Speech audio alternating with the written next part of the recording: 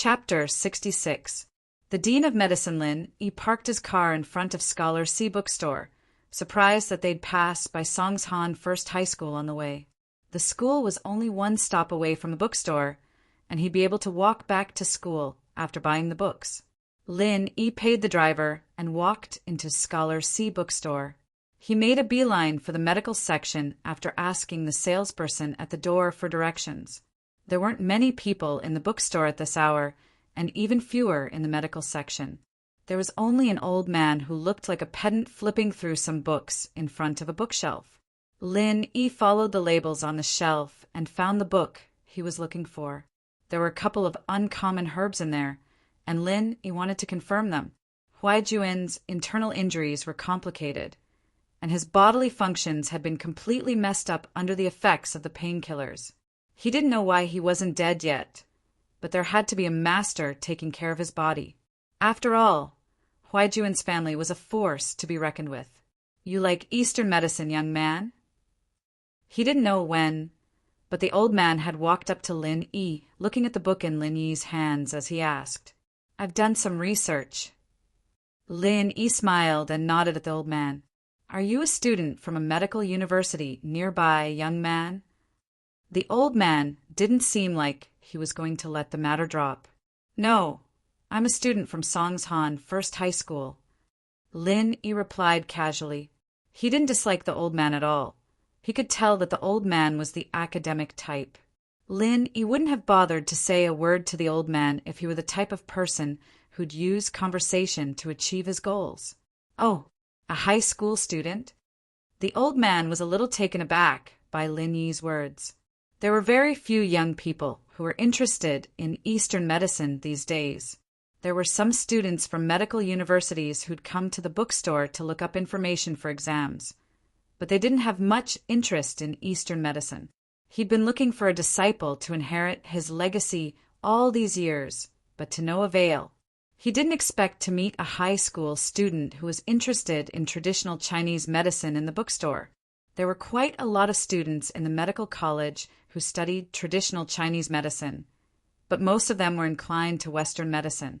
They just wanted to broaden their knowledge by studying traditional Chinese medicine. They never thought about making traditional Chinese medicine their future career and research direction, which made Guan Xuemin very disappointed. To inherit his legacy, he must first be interested in TCM. If he felt that Western medicine was better than TCM, how could he talk about inheriting his legacy? "Young man, which do you think is better, traditional Chinese medicine or Western medicine?" Guan Xuemin couldn't help but ask. "They all have their own strengths, but I'm more inclined towards Chinese medicine." Lin closed the book in his hand and picked up another book next to it. He found the information he wanted and started reading.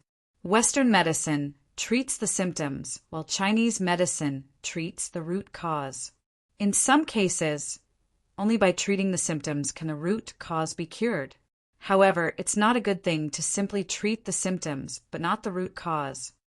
Although Lin Yi's words were a bit ambiguous, they truly hit the nail on the head. He wasn't a die-hard, traditional Chinese medicine fan.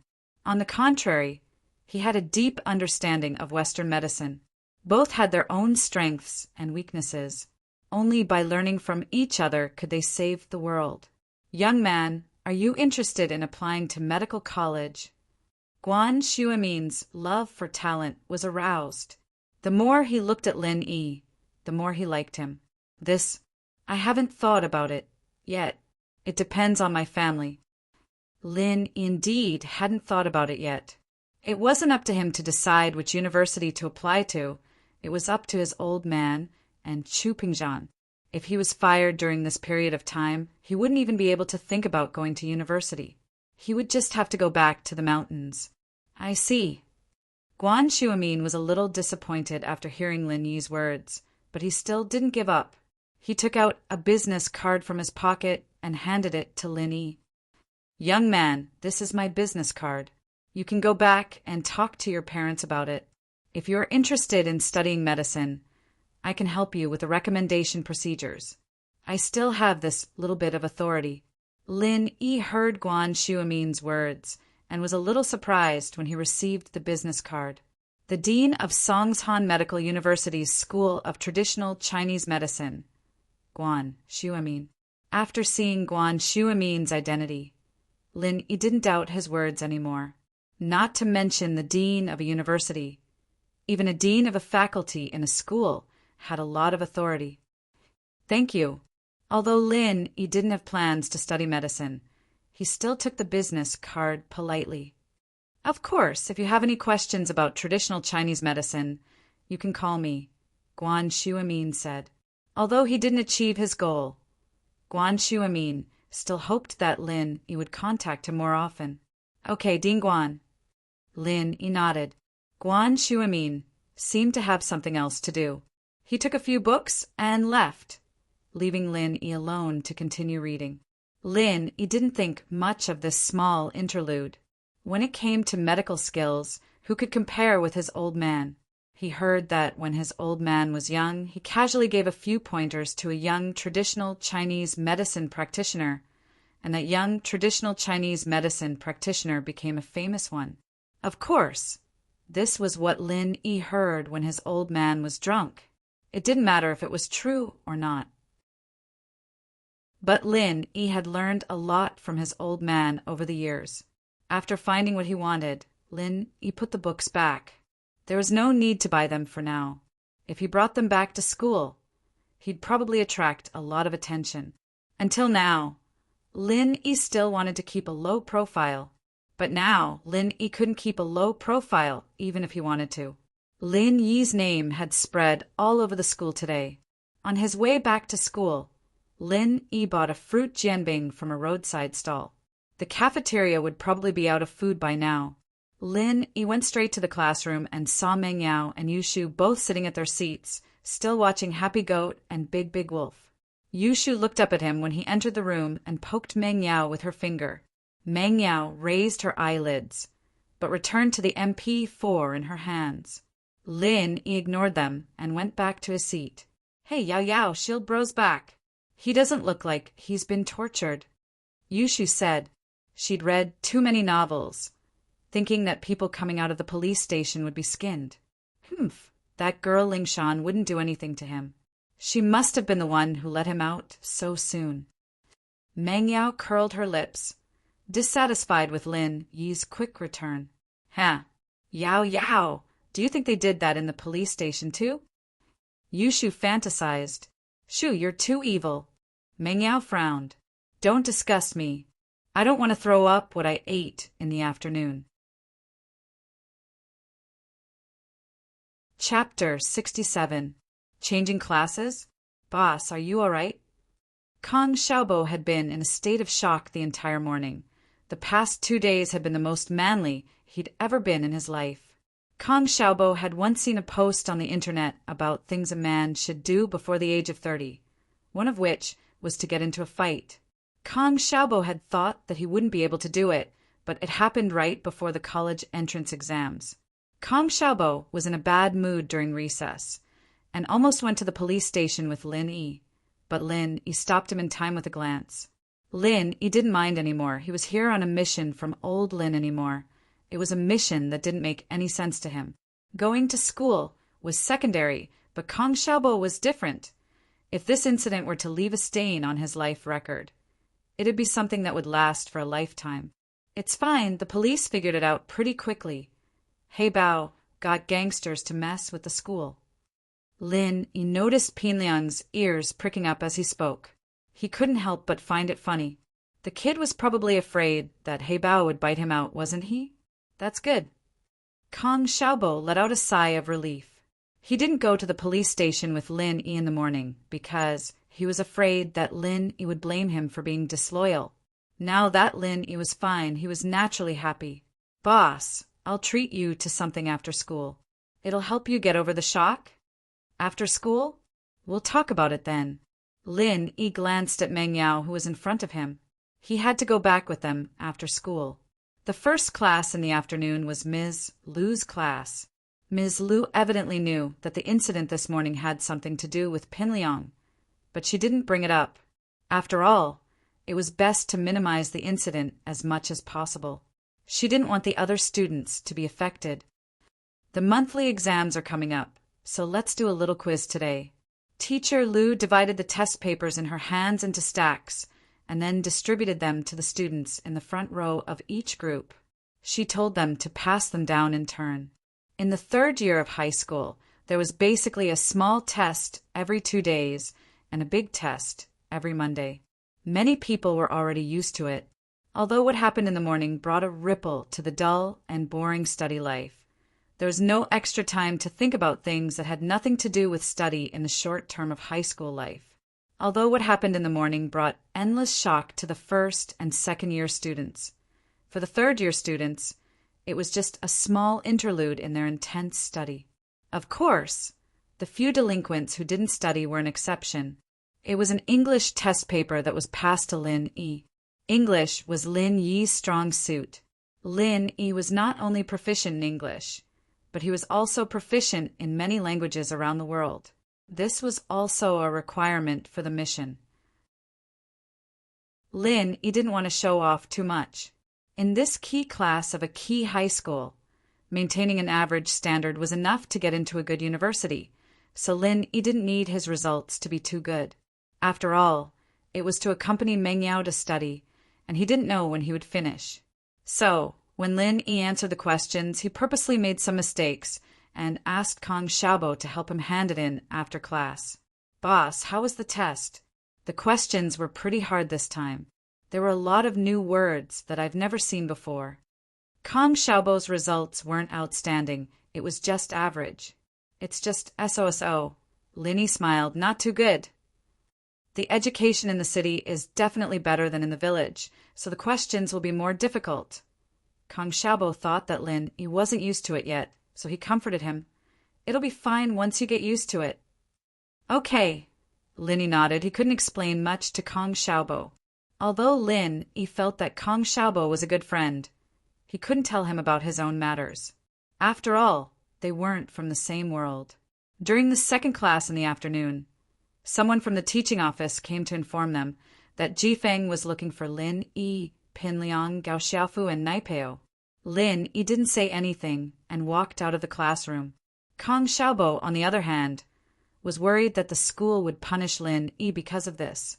After all, it wouldn't be worth it if he got punished when he was about to graduate. But Lin Yi didn't think that way. First, he had something on Jifeng, and second, he was just accompanying the princess to study. The files were all fake, so he didn't care if they punished him or not.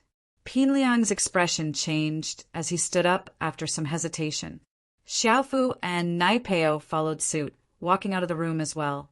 Pinliang stopped at the door and said to the two, "If Jifeng asks about what happened this morning, we'll just say we don't know anything.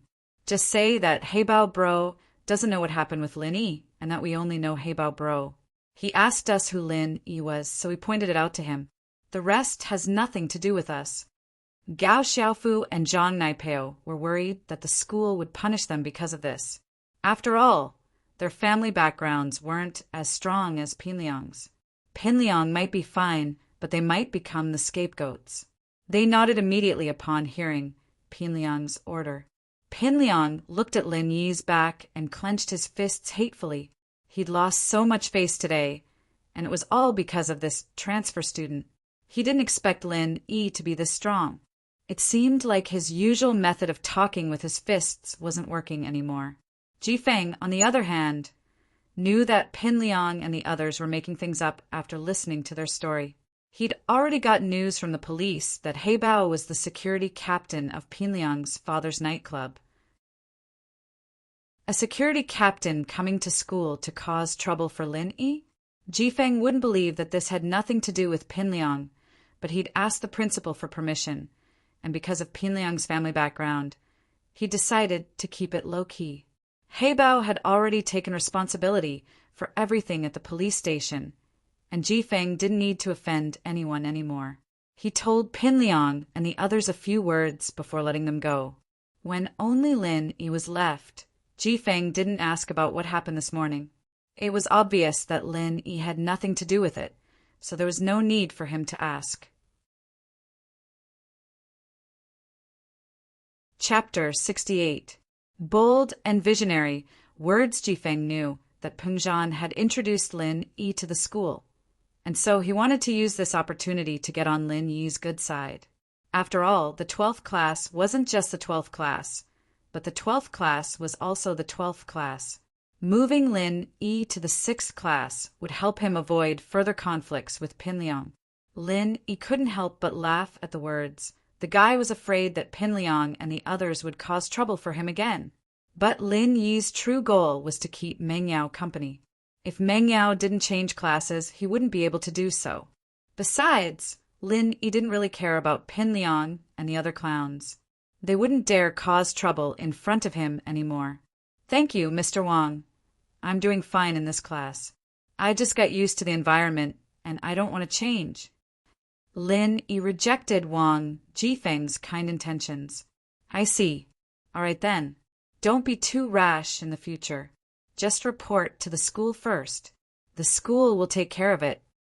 Wang Jifeng didn't say anything else after Lin Yi's insistence. It seemed that Pinliang and the others would behave themselves for a while after this incident. The English test results came out during the night study session, as expected of an important class in an important school. Even when Kong Xiaobo said that the test was a bit difficult, the total score was 150. There were quite a few students who scored above 130. Kong Xiaobo scored 111, and Lin Yi scored 109.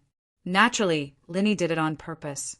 He just wanted his results to be below average in class. He didn't need to draw attention to himself. What surprised Lin Yi, however, was the fact that Meng Yao and Yushu had taken up 2 spots among the students who scored above 130. It seemed that these 2 rich girls weren't idiots after all. Lin Yi thought to himself, "Boss, not bad. Your first exam result is not bad."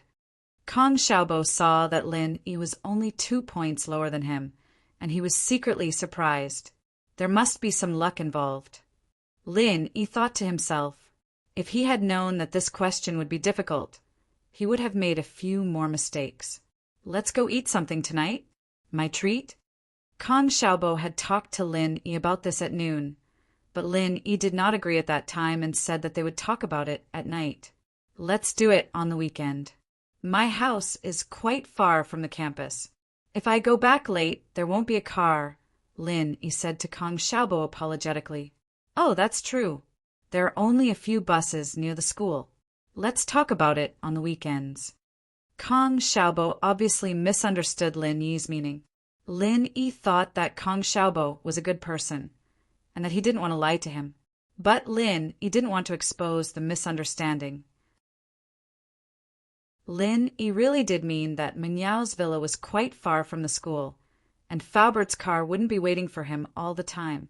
There would be no car if he went back late. Lin Yi and Kong Xiaobo walked out of the school gate together after school.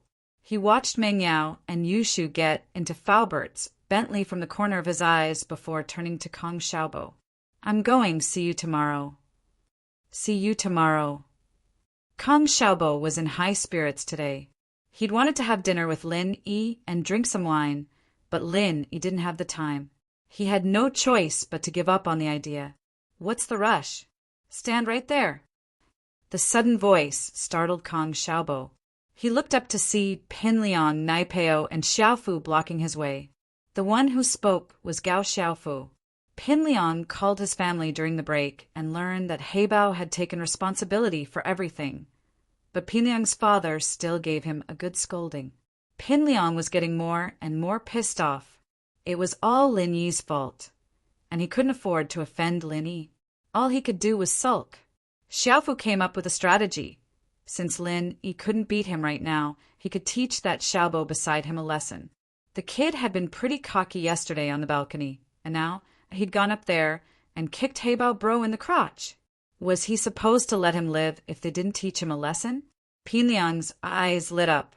He couldn't afford to piss off Lin Yi, but teaching that coward Kong Xiaobo a lesson would be good too. What are you guys doing?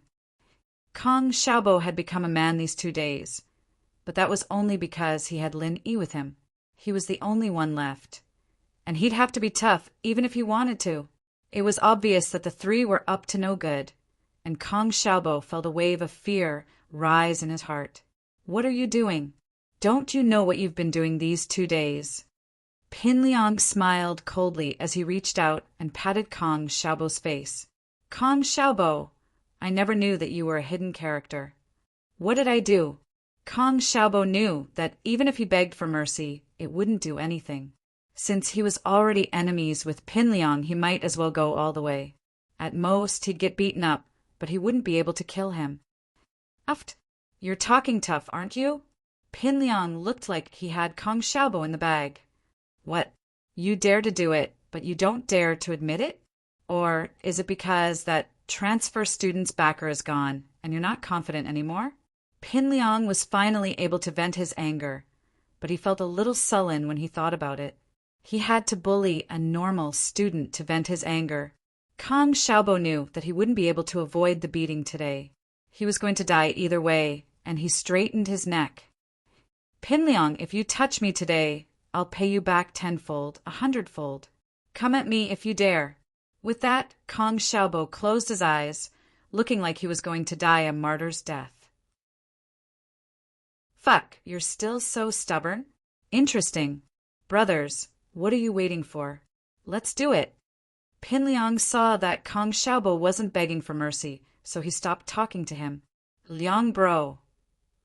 Xiaofu suddenly tugged at Pin Liang's sleeve nervously. What's wrong? Pin Liang frowned. What's wrong? Xiaofu pointed not far away, panicking. Liang bro, look over there. What?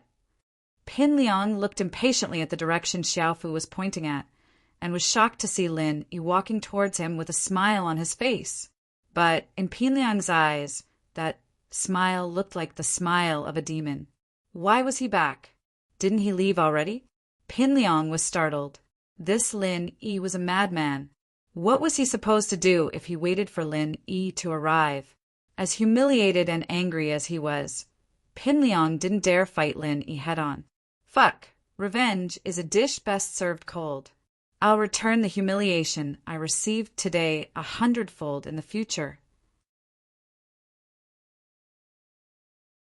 Chapter 69. Chapter 69.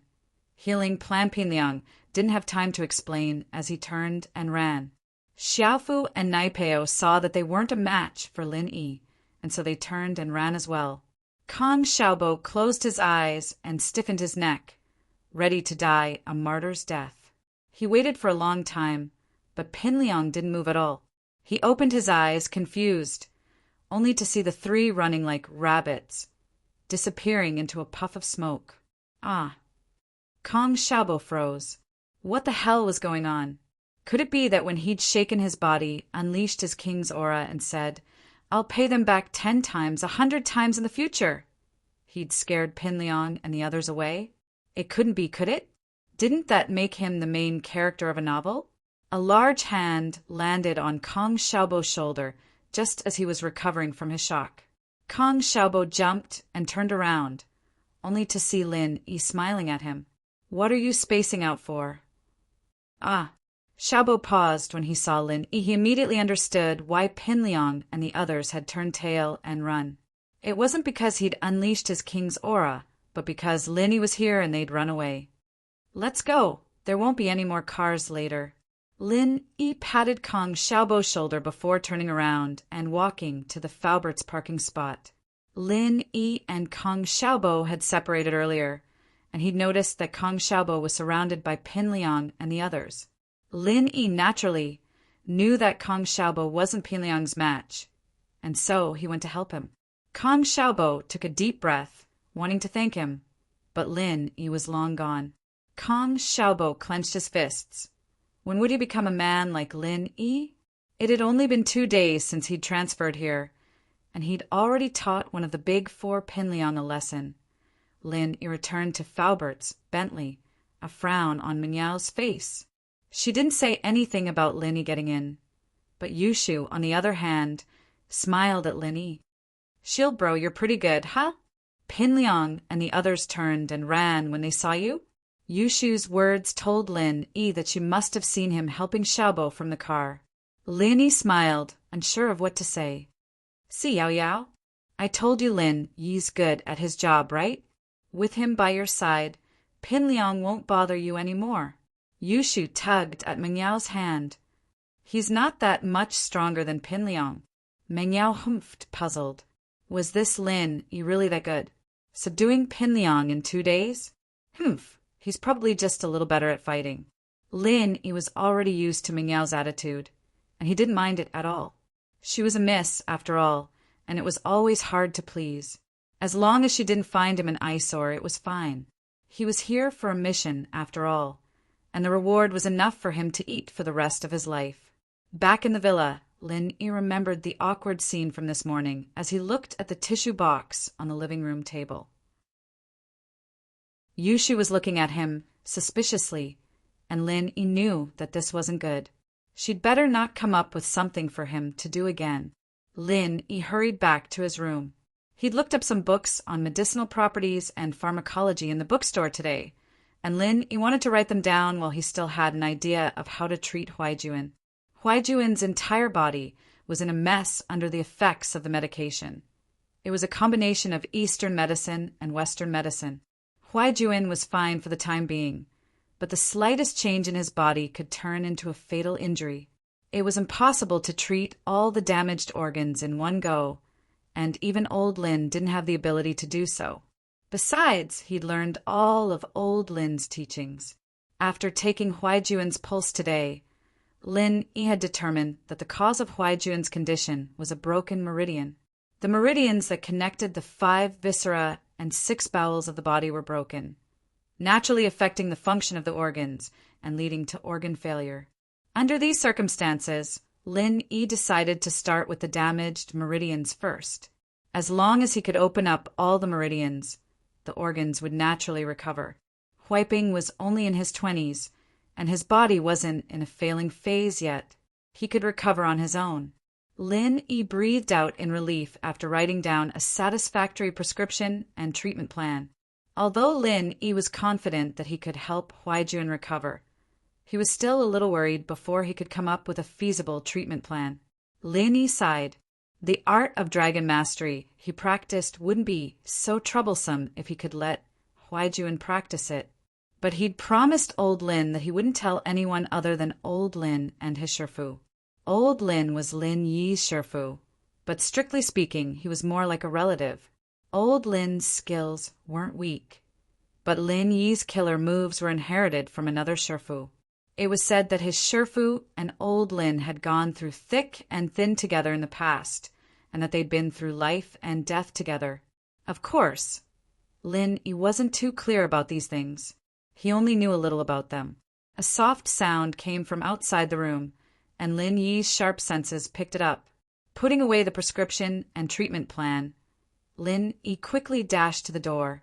But Lin Yi breathed a sigh of relief. It was Faubert delivering dinner, and that sound was probably Faubert opening the door. Lin Yi opened the door and walked out. "Faubert." "Mr. Lin, dinner's ready." Faubert nodded to Lin Yi with a smile. Faubert left quickly after delivering dinner, and Meng Yao locked the villa's door. She glanced at Lin Yi, who was walking back to his room after helping Yushu lay out the food. She wanted to ask him to join them, but swallowed the words back down her throat. Lin Yi was already in his room while she was hesitating. Forget it if you don't want to eat." Meng Yao was a little angry. She'd asked him to eat with her yesterday, and now he'd gone back to his room? Lin Yi would have screamed injustice if he knew what Meng Yao was thinking, and it was precisely because he was worried that the little miss wouldn't be agreed. He'd helped Yushu lay out the food and went back to his room, waiting for the two of them to finish eating before he went back to his room. Lin Yi didn't mind the two anymore. It was just like Kong Xiaobo said, there was a line of boys who wanted to eat Meng Yao and Yushu's leftovers at school. "You're not going to ask Shield Bro?" Yushu had wanted to ask Lin Yi to eat with her, but she wasn't sure if Meng Yao would agree. "Ignore him, we'll eat." Meng Yao said angrily at the thought. "Oh," Yushu said as she picked up her chopsticks. She pushed an open bottle of orange juice in front of Meng Yao all of a sudden. "Yao Yao, this is for me, you can have it." Mengyao's face darkened at the sight of the orange juice, evidently remembering what happened 2 nights ago. She glared at Yushu. Shu, did you do that on purpose? Nah, I'm just being nice. Yushu blinked innocently with her big, watery eyes.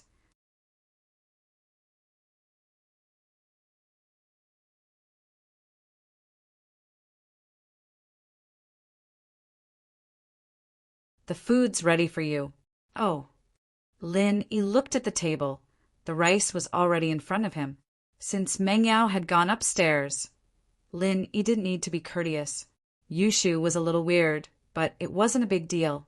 Gaga! Yushu looked at Lin Yi evilly as he picked up his chopsticks and put a mouthful of food into his bowl, shoving it into his mouth along with the rice. Joy blossomed in her heart, and she clenched her fists under the table. Yay! She'd tell Yao later that she'd avenged her. She ate Lin Yi's saliva yesterday, and today Lin Yi used her chopsticks to eat the leftover rice. Lin Yi ate her saliva and now they were even. Eat slowly. Here's some water. Yushu handed the orange juice to Lin Yi. Oh, thanks. Lin Yi really did feel like he was choking at Yushu's words. He took 2 sips of the orange juice and realized something was wrong. This orange juice. Oh, Mengyao left after 2 sips and I didn't want to waste it, so I gave it to you. Yushu said innocently as she looked at Lin Yi. Right, you wouldn't dislike her, would you? You wouldn't go rinse your mouth and vomit too, would you? Oh. Lin Yi replied, expressionless. He knew that Yushu was doing it on purpose, but it wasn't a big deal to Lin Yi. Back in the primeval forest, he'd basically used all his metal as weapons, leaving only a set of tableware for everyone to use. Lin Yi had long since developed this mentality. Plus, not everyone could just eat a beauty's saliva. Maybe that idiot Pinliang would go for Mengyao's spit if she wanted to. Lin Yi thought evilly. Yushu was a little disappointed that Lin Yi didn't have any reaction, but then she remembered that she'd taken a sip of the orange juice before. Didn't that mean? Yushu couldn't help but blush at the thought. But after diluting Mengyao's saliva, there shouldn't be anything up there anymore, right? Yushu comforted herself. Yes, that must be it. Hey, shield bro, I'm thirsty. Get me a glass of water. Yushu ordered. She was starting to get a little salty. Go yourself.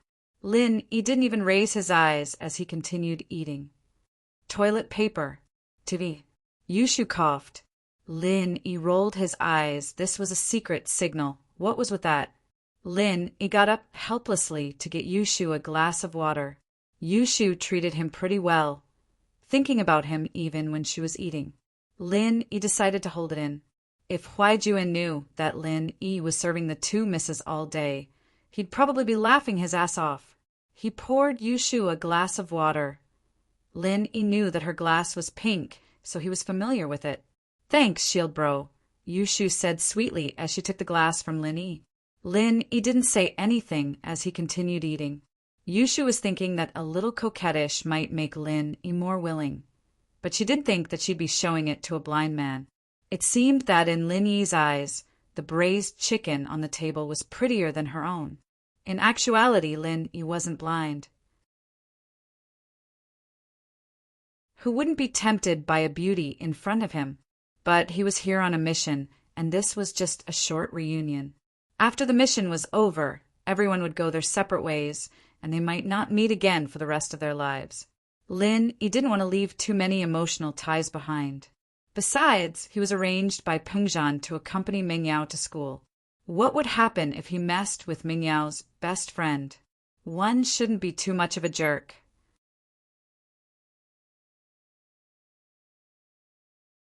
Chapter 71. Chapter 71. The mysterious Jade Lin Yi went to clean the table after dinner. Faubert used to take away the food containers the next morning, and someone would clean them up when they got to the hotel. Lin Yi, however, didn't like the greasy ones, and decided to clean them up. Shield bro, you're a good family man. Whoever marries you will be in luck. I'm going upstairs. Yushu encouraged Lin Yi before going upstairs. Marry me? Lin Yi felt a chill run down his spine. His first thought was that this girl had some sort of male chauvinist fetish. But Lin Yi was used to Yushu's weird antics anymore. He didn't say anything about it. Lin Yi put the containers back into the plastic bag before turning off the lights and heading to his room. The second 5-year period was drawing near, and Lin Yi was starting to get impatient. His body had changed a lot after practicing the first stage of the art of dragon mastery, and his meridians were firmer than before. His agility were a lot better than a normal person's as well. In the eyes of a normal person, he'd be a master amongst masters, but this only made Lin Yi more expected. If the first stage was already like that, then what would the second and third stages be like? Besides, what other things would there be behind the stone door of the cave, other than the subsequent parts of the art of dragon mastery? Lin Yi touched the jade pendant in front of his chest. Just this pendant alone was enough to bring him endless benefits. If there were other things behind the stone door, just the thought of it excited him. He'd even saved the lives of his comrades and himself many times with just this pendant. Lin Yi still hadn't fully grasped the function of the pendant yet. But the pendant's ability was very mystical. It was as if it could read his thoughts. If someone wanted to harm him within a certain range, the pendant would send him a signal, letting him know in advance. It was because of this that Lin Yi and his comrades were able to survive the rain of bullets in the primordial forest time and time again. This was the jade pendant's early warning function. Another function of the jade pendant was that if there was someone who he had seen before and had tried to harm him within a certain range of him, even if that person concealed his murderous intent and did not release any malicious intent towards Lin Yi for the time being, Lin Yi could use the jade pendant signal to gradually lock onto that person's existence. The closer he got to this person, the stronger the signal from the jade pendant. In the end, battles between experts would often turn into sneak attacks and assassinations. If the first strike failed, they would quickly retreat. They would not engage in a prolonged battle. Those who had fought with Lin Yi once, even if they escaped under the cover of Lin Yi, were still somehow found and killed by Lin Yi. As a result, Lin Yi's teammates called him Eagle. An eagle was an animal that rarely got away once it set its eyes on its prey. Of course, the jade had many other extensions. It could warn him of bad things, and it could warn him of good things as well. It was just that the signal was different, and Lin Yi didn't know how the jade was affecting him, but he didn't know how it was affecting him. At least the people around him weren't affected at all. But the signals that Lin Yi had figured out were only these 3. Under other circumstances, the jade would also send out other signals, but Lin Yi didn't know what they meant, nor did he know what triggered the reaction from the jade. Yushu went upstairs and pushed open the door to Mengyao's room. Mengyao was curled up on the bed eating chips, an English textbook on her lap, marking today's exam papers. Eating too many snacks will affect your growth. Yushu looked at Mengyao with a smile, remembering what happened to Lin Yi before. Her smile widened. What are you smiling at? Mengyao was confused by Yushu's smile, feeling uncomfortable all over. She looked at herself from head to toe, but didn't see anything wrong with her. Wasn't it just a bag of chips? Was Yushu mocking her chest for not being as big as Mengyao's? Yao Yao, let me tell you something fun. I've avenged you. Yushu sat on the bed sneakily, snatching the bag of chips from Mengyao's hands. Didn't you say that eating snacks will affect your growth? Mengyao glared at her. What revenge? Why are you being so secretive? Hee, I've developed very well. My height is very balanced already. Yushu popped a chip into her mouth, nonchalantly. I called Shield Bro over for dinner after you left just now. You know what? Then I told him to sit at your seat, told him that I've already filled his bowl, and he ate it. What's wrong with that? Ah, you're not trying to say that he ate my leftover bowl of rice, are you? Mengyao's eyes widened. He even used your chopsticks. Yushu said proudly. What do you think? Now that he ate your saliva, he's avenged you, right? What nonsense. Mengyao shook her head. Isn't he still taking advantage of me? Yushu thought to herself. You ate his saliva, so you're taking advantage of him? But thinking about it, that was indeed the case. If it were any other boy in school, they'd probably be happy about it. All right, let's not talk about him. Meng Yao was a little annoyed and didn't want to talk about Linny. Aren't you going to tidy up the mistakes in the English test? Yeah, I'll do it now. Yushu stopped joking around and took out the test papers from her bag. She started tidying them up with Meng Yao. Meng Yao and Yushu weren't stupid, but it was useless if they didn't work hard. Meng Yao and Yushu were still working hard, especially since Meng Yao didn't want people to say that she'd gotten into a top class in a top school because of her family background. After tidying up the English test papers, the two went to study for other subjects. They were 12th graders, after all, and would be taking the college entrance exam soon. It wouldn't be hard for Meng Yao and Yushu to get into a top university with their family background, but it was different if they got in themselves. It wasn't early anymore, and Meng Yao yawned. Yushu, on the other hand, was a little sleepy as well. The two of them took a hot shower in the bathroom, and after watching an episode of Pleasant Goat and Big Big Wolf on their MP4, they fell asleep right after. Lin Yi, on the other hand, practiced the art of dragon mastery the entire night, replenishing his stamina after a night of training. It was more than enough for a few hours of deep sleep. It was already 5 a.m. when Lin Yi opened his eyes and let out a breath of turbid air. Lin Yi went to the washroom to wash up. He wouldn't watch TV this morning, no matter what. Chapter 72. Being set up, Lin Yi had learned from Faubert that Meng Yao and Yushu ate breakfast in the school cafeteria every morning if he wasn't here. Lin Yi, however, didn't mind the hassle of cooking. There was some leftover rice from last night, and Lin Yi planned on making egg fried rice. It wasn't much trouble at all. Lin Yi put on his clothes and left the room, heading towards the dining room. He opened the fridge and found a ham sausage and a couple of eggs. Lin Yi wasn't worried that these things would expire. Faubert would always check on them and buy some fresh stuff to keep in the fridge. The two princesses rarely cooked for themselves, but it was always better to have something prepared. Meng Yao could fry an egg for herself when she was hungry at night. He couldn't find any onions after searching for a long time. The price of onions had gone up ever since the tossing onion song, and Lin Yi had no choice but to give up on using onions.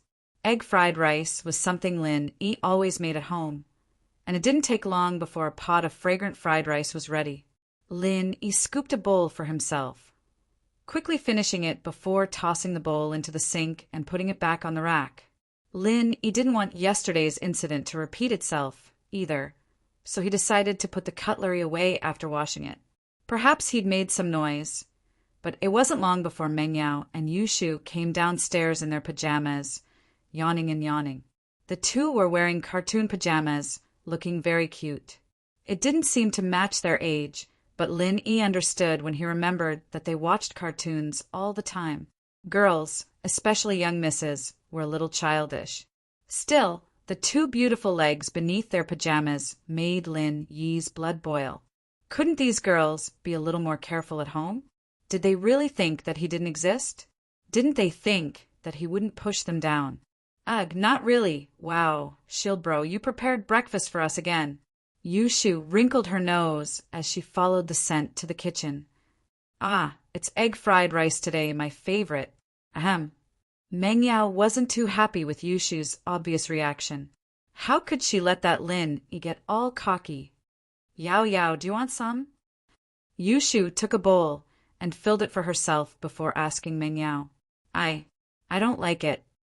Meng Yao still couldn't let go of her pride. Wouldn't eating Lin Yi's food be the same as eating his food? Although she ate it yesterday and the day before today. Sigh, little Shu was really something. She ate it, but she acted like it was delicious. Let's eat together. I cooked quite a lot. It'll be a waste if you don't eat. Lin Yi smiled, as if he could tell that Meng Yao wasn't telling the truth. Oh, teacher said we shouldn't waste food. I'll eat a little then. Meng Yao said after some hesitation, using Lin Yi as an excuse. Ah. Lin Yi didn't say anything. The miss knew how to be frugal now. You guys eat, I'm going out for a walk. Lin Yi said, worried that Meng Yao would feel awkward if he stayed. He turned around and walked out of the villa. Yao Yao, didn't you notice? Shield Bro's a very considerate man. He can fight, he can cook, and he's pretty handsome too. Yushu whispered to Meng Yao as she ate. Shu, are you serious? 2 bowls of noodles and 1 bowl of egg fried rice is enough to melt you? You're already speaking up for him? Meng Yao's eyes went wide as she looked at Yushu. You're not in heat, are you? You're the one in heat. Yushu blushed. I'm just afraid that someone else will get to him first, and you'll regret it. That fox Lingshan's pretty interested in Shield Bro. They've only known each other for 2.5 days, and they're already getting intimate with him. Him? Who cares? Meng Yao curled her lips. I don't think he's a good person. Lingshan just needs to seduce him. Speaking of Lingshan, Yushu was a little troubled. Why did her brother like a woman like that? If he knew what was going on between Lingshan and Lin Yi, he'd go crazy. Achoo! Lin Yi sneezed as soon as he stepped out of the door. What was wrong with him? Did he catch a cold? It wasn't cold in the morning, was it? Of course. Lin Yi didn't know that the 2 girls were talking about him while eating his egg fried rice. Lin Yi had been living in the villa for 3 days now, but this was the first time he took a good look at the outside of the villa. This was obviously a place where the rich lived. Those who could afford a house here had to be rich or powerful. Yushu's identity made Lin Yi suspicious. He hadn't seen her family before, but the fact that she lived alone in a villa meant that her family wasn't ordinary people. A black Ferrari came speeding from afar, the engine roaring loudly. When it got close to Lin Yi, the Ferrari slowed down noticeably. The person in the car looked at Lin Yi, confused. He'd seen almost all the young masters and ladies in the area, but Lin Yi didn't look familiar. The Ferrari stopped in front of Meng Yao's villa, and the driver rolled down the window. It was a young man. Hey bro, you just moved here, right? The young man asked Lin Yi. Me. You could say that. Lin Yi didn't know who this person was, but since he didn't show any other intentions, Lin Yi gave him some face and replied, My name is Sun Yikai. If you have any trouble in the future, you can use my name. I'll take care of everyone in our Sea View Villa Bay, the young man said to Lin Yi. Okay, thank you. Lin Yi looked at the enthusiastic Sun Yikai and nodded. Although he didn't need anyone to take care of him, this Sun Yikai didn't seem to have any bad intentions, so Lin Yi wouldn't reject him. Sun Yikai saw that Lin Yi didn't seem to have heard of his name, so he smiled faintly and didn't say much. Bro, I haven't been to school for a long time. I have to go today. Let's meet another day. Goodbye. Lin Yi waved at him. Sun Yikai started the car and left. From Sun Yikai's words, Lin Yi also roughly understood that this Sun Yikai was probably very popular in society. Because he and Lin Yi lived in the same villa area, he took care of the people in the villa area. However, this could also be seen as a kind of showing off. In any case, this Sun Yikai wasn't very annoying, and Lin Yi didn't show anything to him.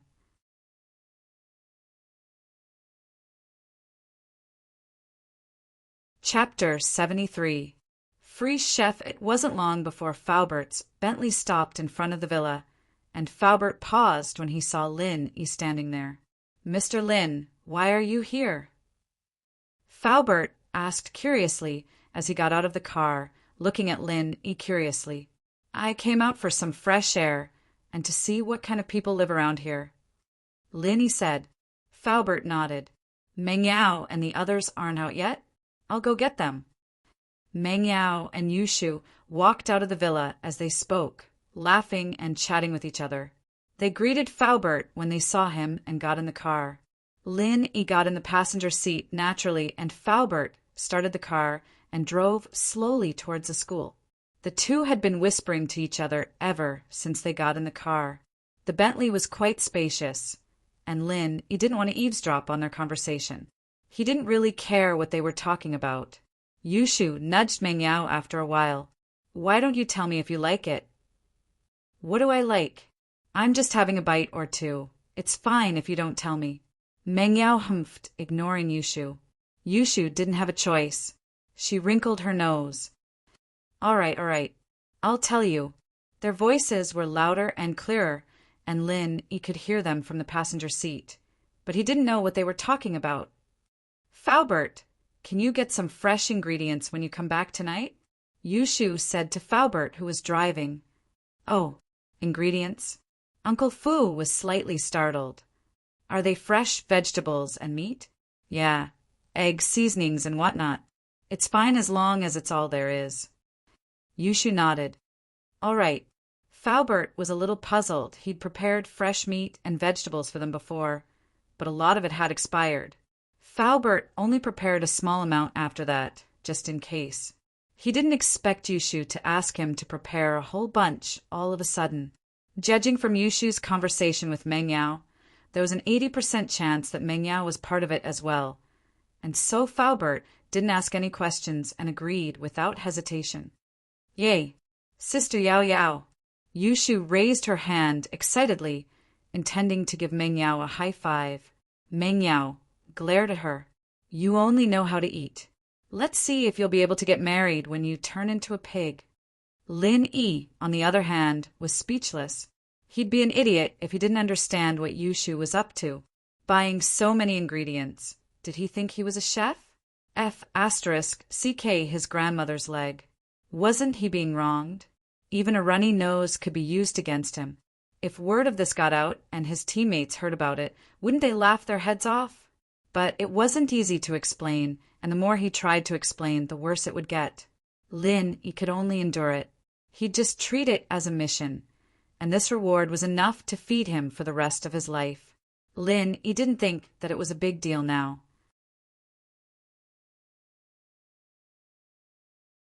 He thought back to how shy Guan Xian was yesterday. This nurse was probably a young girl back in the day, but time had turned her into a fierce ant. He wondered if Guan Xian would be the same in a few years. Lin, he felt a chill run down his spine as he thought about it. His first impression of Guan Xian was pretty good. He had to admit, however, that the nurse was a lot more skilled than Guan Xian. She finished changing Lin Yi's bandages in no time and threw the cotton into the trash can. Done. You're recovering well, young man. Come again tomorrow, and you'll be fine. Chapter 74. Chapter 74. The man in the washroom, Lin, he had wanted to buy some Eastern medicine from the pharmacy near the hospital, but the prices there were a bit higher than usual. Lin, he decided against it after some thought.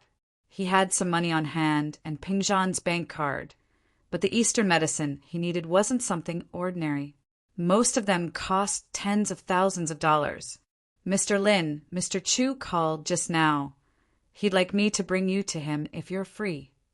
Faubert said to Lin Yi after getting in the car. Oh, Uncle Chu's looking for me. Bring me to him, then. You know, Faubert, I don't have much to do other than school. Lin, he didn't know why Ping Zhan was looking for himself. Perhaps it was because of the bank robbery or the conflict with Heibao yesterday. All right, I'll contact Mr. Chu right now. With that, Faubert took out his phone and dialed Ping Zhan's number, telling him that he and Lin were heading over right now. The security guards at the underground parking lot recognized Faubert's Bentley and opened the gate before the car even got close. Lin, he didn't comment on the security guards' fawning behavior. Faubert's car was a bit more expensive. It'd take some effort to find an identical one with the same brand, but the robbers from that day weren't normal people. There had to be someone behind them. Fortunately, it wouldn't affect the company too much even if they entered the underground parking lot. So Lin, he didn't say anything. They got in the elevator and arrived at Ping Zhan's office. Faubert knocked on the door and opened it to take a look. As the closest person to Ping Zhan, he naturally had the right to enter and exit the office at will, even if there were other people in the room. But Faubert closed the door after one look, turning to Lin Yi. Mr. Lin, Mr. Chu's talking to someone right now. Can we wait a bit? All right. Lin Yi nodded. Pingjan, as the chairman of a megacorporation, couldn't just sit around and wait for Lin Yi to come knocking on his door. There were plenty of things he could do in the meantime. I'm going to the washroom. Call me if you need anything. Okay, Mr. Lin, the bathroom is over there. Faubert pointed in the opposite direction of the chairman's office. On this floor, almost all the senior leaders of the group had their own restrooms in their offices, so they didn't need to go to the public restroom. Naturally, the farther the public restroom was from the chairman's office, the better. Lin Yi quickly walked to the bathroom. When he was about to reach the door of the bathroom, Lin Yi heard a man in the bathroom saying something in a low voice. It seemed like he was talking on the phone. Originally, Lin Yi didn't want to eavesdrop on other people's conversation. He didn't have the bad taste to pry into other people's privacy, but Lin Yi's hearing was very sharp. The man's mention of a name caught Lin Yi's attention. I've waited for this opportunity for so long. That Chu Mengyao girl went to the bank to get a card. Who the hell are you looking for? What kind of people are you looking for? The man seemed to be very angry as he shouted at the other side of the phone. He was afraid that others would hear him, so he tried to lower his voice. If it weren't for Lin Yi's exceptional hearing and the fact that he was standing at the door of the bathroom, even if others passed by, they wouldn't be able to hear what he was saying. The man had mentioned Chu Mingyao's name a few times before, and it had already caught Lin Yi's attention. When he walked to the door and heard the man talking about the bank again, Lin Yi's heart skipped a beat. Lin Yi stood in front of the sink of the bathroom, quietly, listening to the man's words. How can you ask me to cooperate with you if you can't even handle such a small matter? It's not a big deal. You just need to control that Chu Mengyao girl for a few hours. When they are discussing the contract with Pingjan, they just need to hint that Chu Mingyao's matter is related to you guys, and the contract would have been signed long ago. It's just a little hint. Even if that old fox Pingjan is angry, he'll swallow it for the sake of his precious daughter's safety. The man was obviously very angry. Humph. There shouldn't be any loopholes in this matter, right? What? You said that you don't know where the group of people you found are now. Mother asterisk her. How am I supposed to cooperate with a pig like you? The man cursed. All right, I'll get some information from the police station. You also need to deal with the tail as soon as possible. If you really can't, you understand what I mean, right? Ring dash, a sudden burst of classic Nokia music sounded, and the man in the bathroom stopped talking abruptly. It was obvious that he was shocked. However, the one who was shocked was Lin Yi. His phone rang, and Lin Yi smiled bitterly. It seemed like he had alerted the enemy. It would be very difficult for him to hear anything else. Just as Lin Yi thought, the man in the bathroom was really shocked. The public bathroom on the top floor was almost never used. This was because the leaders of the company who worked on this floor all had their own bathroom. No one would come here to use the bathroom. Only those who came from outside to work and some workers would use the public bathroom. This was also the reason why he chose to make the call here. In many cases, this bathroom would be cleaned by cleaners in the morning and night, and almost no one would use it during the day. Lin Yi helplessly took out his phone and saw that it was Faubert's number. Lin Yi directly hung up and mumbled to himself, Junhua bro, it's Xiaoliang, Li Xiaoliang. I'm at Pingjan Industries, but I couldn't find you. Which floor are you on? I'm already on the top floor. Don't all the executives of Xuanxi Industries work on the top floor? You're the business manager. So I came to the top floor to look for you. What? On the third floor? All right, I'll go down. I was just about to use the bathroom. What? The top floor is the territory of the big leaders? Forget it. I'm not going up. I'll go down first. Lin Yi said as he walked out of the bathroom and walked towards Chu Pingjan's office. On the other hand, Faubert didn't think much when he saw Lin Yi hang up. After all, Lin Yi was just going to the bathroom. Seeing that he called, Lin Yi would definitely ask him to come to Chu Pingjan's office. The man in the bathroom heard Lin Yi's words and instantly let out a sigh of relief. He muttered, "Damn it, he's just here for business. I was scared to death. Looking for a business manager, and he even came to the top floor? What a big manager, and he's still a leader. This person is also an idiot.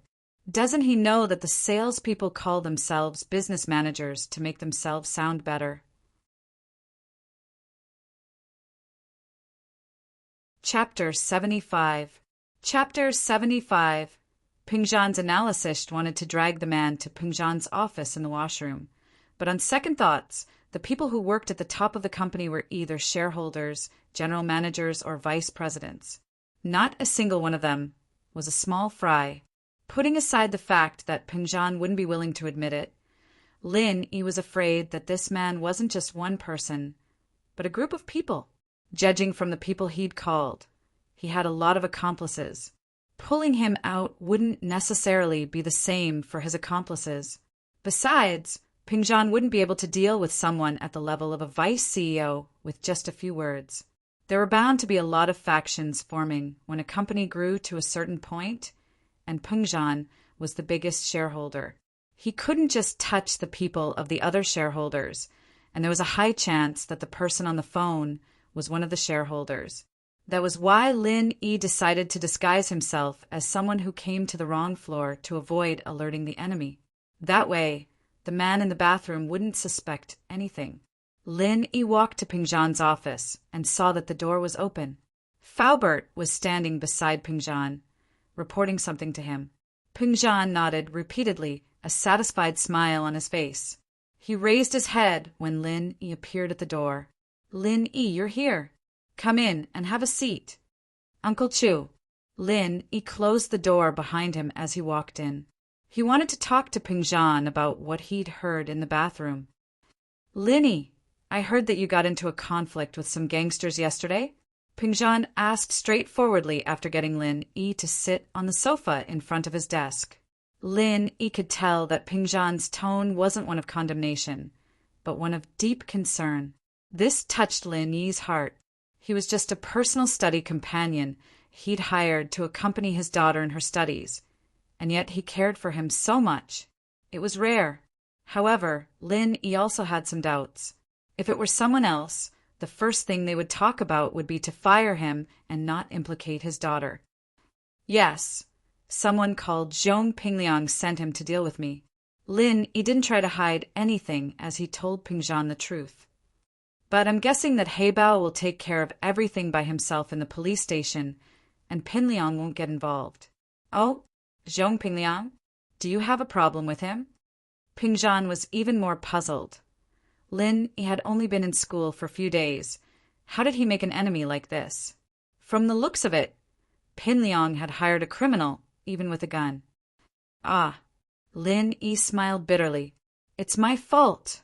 Mr. Chu, let me explain." Faubert saw that Lin Yi didn't mention anything about Meng Yao, and naturally knew that he meant well. But as Pingzhan's confidant, he didn't hide anything from Pingzhan. "Oh, you know about it?" Pingzhan blinked. He didn't expect Faubert to know about the conflict between Lin Yi and Pinliang. "Mr. Chu, it's like this." Faubert nodded with a bitter smile. "That day when the Miss saw you, Mr. Lin, she wasn't too satisfied with Mr. Lin acting as her shield, so she wanted to test it out. It just so happened that Pinliang was the Miss's pursuer, and he kept bugging the Miss, so the Miss asked Mr. Lin to deal with him. All right, there's no need to continue." "I get it." Pingzhan shook his head with a bitter smile after listening to Faubert's story. This was all his precious daughter's fault. Yao Yao likes to mess around, so don't give in to her. She needs someone to keep her in check. Don't mess around with her next time. We almost got into big trouble this time. If it weren't for your skills, who knows what would have happened? Haha, Uncle Chu, I'm fine. Lin Yi was speaking the truth. He really didn't see Heibao Bro as a threat. A small fry like him would only be cannon fodder in the front lines. This Zhong Pinliang. I'll have to talk to Principal Ding Bingong about it. A student like him shouldn't be allowed to stay in school. Ping was quite pissed off at this Zhong Pinliang. Mr. Chu, this Zhong Pinliang is Director Jin's nephew. Li Fu reminded Chu Chuyen as he had a record of all this information. Oh! Ping frowned. He didn't expect this Zhong Pinliang to have such a connection. Peng Zhan was the chairman of Peng Zhan Industries, the biggest shareholder, but there were many other shareholders in the board of directors. They didn't have as many shares as Peng Zhan, but they still had a lot of weight. As a result, Peng Zhan couldn't afford to offend the other shareholders over such a small matter.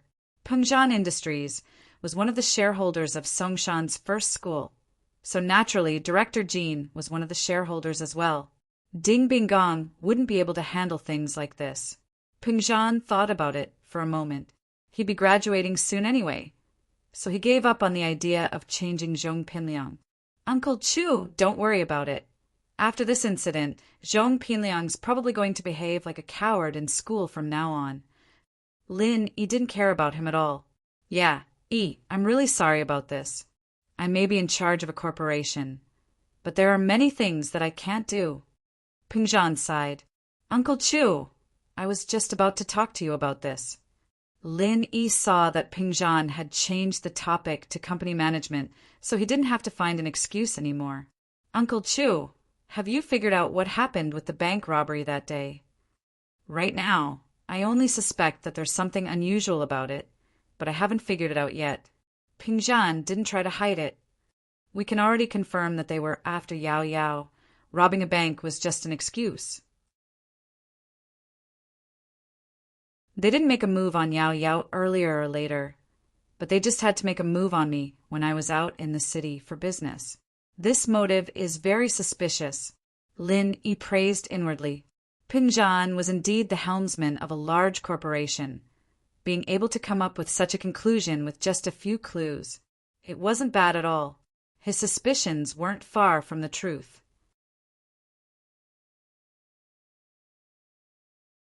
Chapter 76. What kind of mission? But this is the first time I'm working with their company. They probably don't know me that well, so I don't have any evidence to back up my suspicions. Peng Zhan shook his head, as if denying his own guess. Uncle Chu, I heard a man talking on the phone when I went to the washroom. Lin Yi told Peng Zhan what he'd overheard. Peng Zhan frowned as he listened to Lin Yi's words. He'd suspected that there was something wrong with the company he'd been working with earlier, and they'd almost signed the contract. But when he'd arrived, they'd been using all sorts of excuses to push the contract away, as if they were waiting for something. They'd been looking at the time nonstop, and when the contract didn't come, they'd come up with an excuse, saying that the contract wasn't ready yet, and that they needed a meeting to discuss it. Peng Zhan was pissed at the company for going back on their word. But the contract hadn't been signed yet, and they had the right to go back on their word. Peng Zhan could only say a few words about working with them in the future before leaving in a hurry. However, the other party's actions had raised his suspicions. He hadn't thought much of it at first, but after learning that Meng Yao had been kidnapped by the bank robbers, Peng Zhan wondered if there was a connection between the two incidents. But on the surface, the two incidents didn't seem to be related at all. Peng Zhan couldn't find any connection between the two, and he only had his suspicions. But after listening to Lin Yi's words, Peng Zhan understood everything. The other party hadn't intended to be sincere from the start, and they'd resorted to kidnapping his daughter to force him to achieve their goal. Indeed, if his daughter hadn't been rescued by Lin Yi and had been kidnapped instead, Peng Zhan would have had no choice but to agree to some benefits for his daughter's safety, as long as the other party revealed the slightest bit of information during the negotiation. The other party could have denied everything afterward, since it was only a bank robbery and his daughter had only been taken as a hostage. With this layer of cover, the fact that the other party had carried out the kidnapping would have been easily covered up. No wonder the other party kept looking at the time, as if they were waiting for something. This was what they were waiting for. From what Lin Yi had said, the man on the phone in the washroom had to be someone high up in the company, since he was on the top floor of the company. With this person working together, the other party's plan was flawless. But of all things, of course, they hadn't considered the possibility of Lin Yi's presence. It seemed that of his daughter's side had been a wise decision after all. Pingzhan had only arranged Lin Yi to stay by Meng Yao's side of the company, of his mind of all of his plans. Of all, Pingzhan hadn't thought of anything else. Yet Lin Yi of his. I will look into this matter. I'll investigate this. Pingzhan's eyes flashed fiercely. He might have had conflicts with some of the higher-ups in the company, but he wouldn't allow anyone to use his daughter to mess things up. Lin Yi nodded. He didn't want to get involved in these things. As the chairman of the company, Pingzhan naturally had his own methods. Lin Yi only told Pingzhan what he'd heard. As for how to carry it out, that was up to Pingzhan. You didn't alert the enemy, did you? Pingzhan suddenly thought of an important problem. Did Lin Yi alert the other party when he was eavesdropping in the washroom? If the other party was alerted, it'd be difficult to catch the other party's tail. Don't worry, Uncle Chu. Lin Yi smiled. I was shocked when Faubert called, but I pretended to be someone who came to the company for business and went to the wrong floor. Lin Yi told Pingzhan everything he'd said to himself. Haha, not bad. You're quite alert. Pingzhan praised. The more he looked at Lin Yi, the more pleased he was with him. At first, it was his old father's wish, and Pingzhan was just following the old man's wishes. But now, he truly felt that Lin Yi was a rare talent. Pingzhan's father, Chu Sanhua, was a man of authority in the family. He'd started out as a small bricklayer, building up Pingzhan Industries from scratch. Now that Pingzhan Industries was in Chu Pingzhan's hands, Chu Sanhua was still a man of authority in the family. Pingzhan's family was very poor when he was young, and Chu Sanhua established Pingzhan Construction when he was 7 or 8, growing it up step by step. That was why he wasn't tainted by the bad habits of those rich second generations. He also had the demeanor of a big family and was very respectful to his father. Many of the shareholders in the company were old friends who had built up the company with his father. Although the shares were now in the hands of their children and grandchildren, some of them were starting to get restless. But Pingzhan didn't do anything to them out of consideration for his father's face. But today's incident had crossed Pingzhan's bottom line. Meng Yao was his only daughter, and these people dared to mess with his daughter. This was the first time Pingzhan had been angered. Right, Uncle Chu, can you tell me what mission you have for me to do? Lin Yi asked after some hesitation. He'd better take advantage of today's opportunity to ask this question. He'd been in Songshan for a few days now, and he hadn't seen any important missions for him to do, other than accompanying Meng Yao to and from school, making her breakfast, and taking care of a few clowns. It was an easy life, but Lin Yi didn't feel at ease. He was here for a big mission, and it was said that this mission would be enough for him to eat and drink for the rest of his life. But Lin Yi didn't think that accompanying the miss to school would be enough for him to eat and wear for the rest of his life.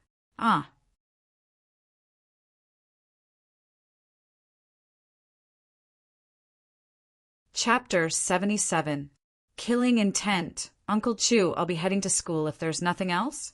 Lin Yi had said what he needed to, and the rest was up to Pingzhan. All right, Pingzhan nodded. Don't tell Yao Yao about what happened today. I don't want her to be troubled. Don't worry, Uncle Chu, I won't say anything. Lin Yi stood up and prepared to leave. Li Fu, send you to school. Pingzhan instructed Faubert. All right, Mr. Chu. Faubert nodded. No need, I'll just get a taxi downstairs. Lin Yi said quickly. He'd planned on going to the pharmacy, and he didn't want Faubert to follow him. There were some things he didn't want others to know.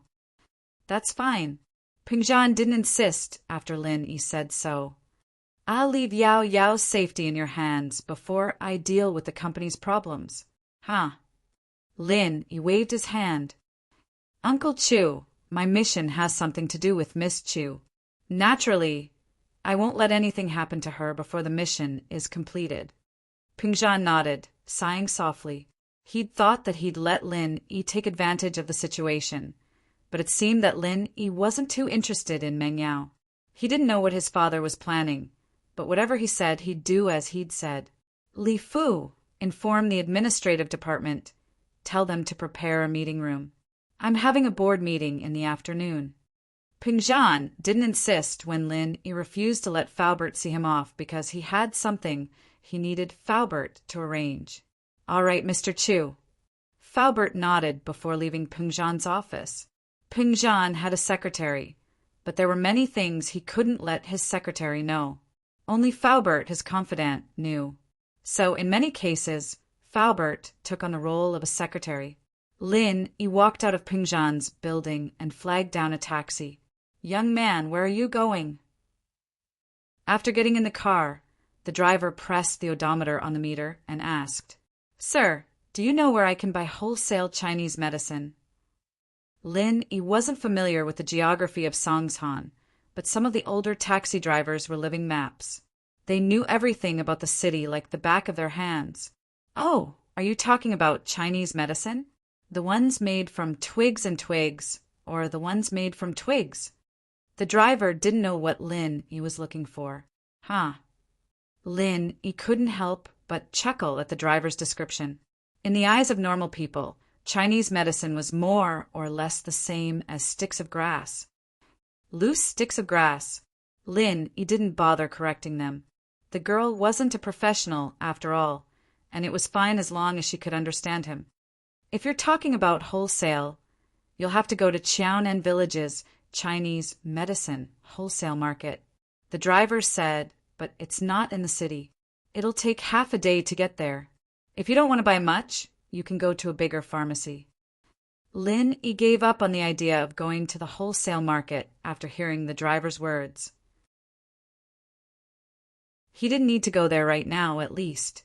He could buy some at the pharmacy first. Then help me find a bigger pharmacy. That's easy. The driver started the car. After a few turns, the car stopped in front of a big pharmacy. It seemed that the driver didn't go around in circles. The fare on the meter was still the starting fare. Lin Yi paid the fare and thanked the driver before walking into the pharmacy. When he entered the pharmacy, Lin Yi sighed. It seems that medicine is a very profitable industry, no matter when. There are so many people buying medicine in the pharmacy during the day. Many common medicine counters are already full of people. However, Lin Yi wanted to buy Chinese herbal medicine. There were relatively few people buying this kind of thing.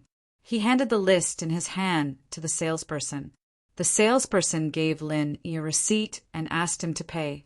Lin Yi needed a lot of Chinese medicine. It would take a while to weigh it. Fortunately, there were no other customers.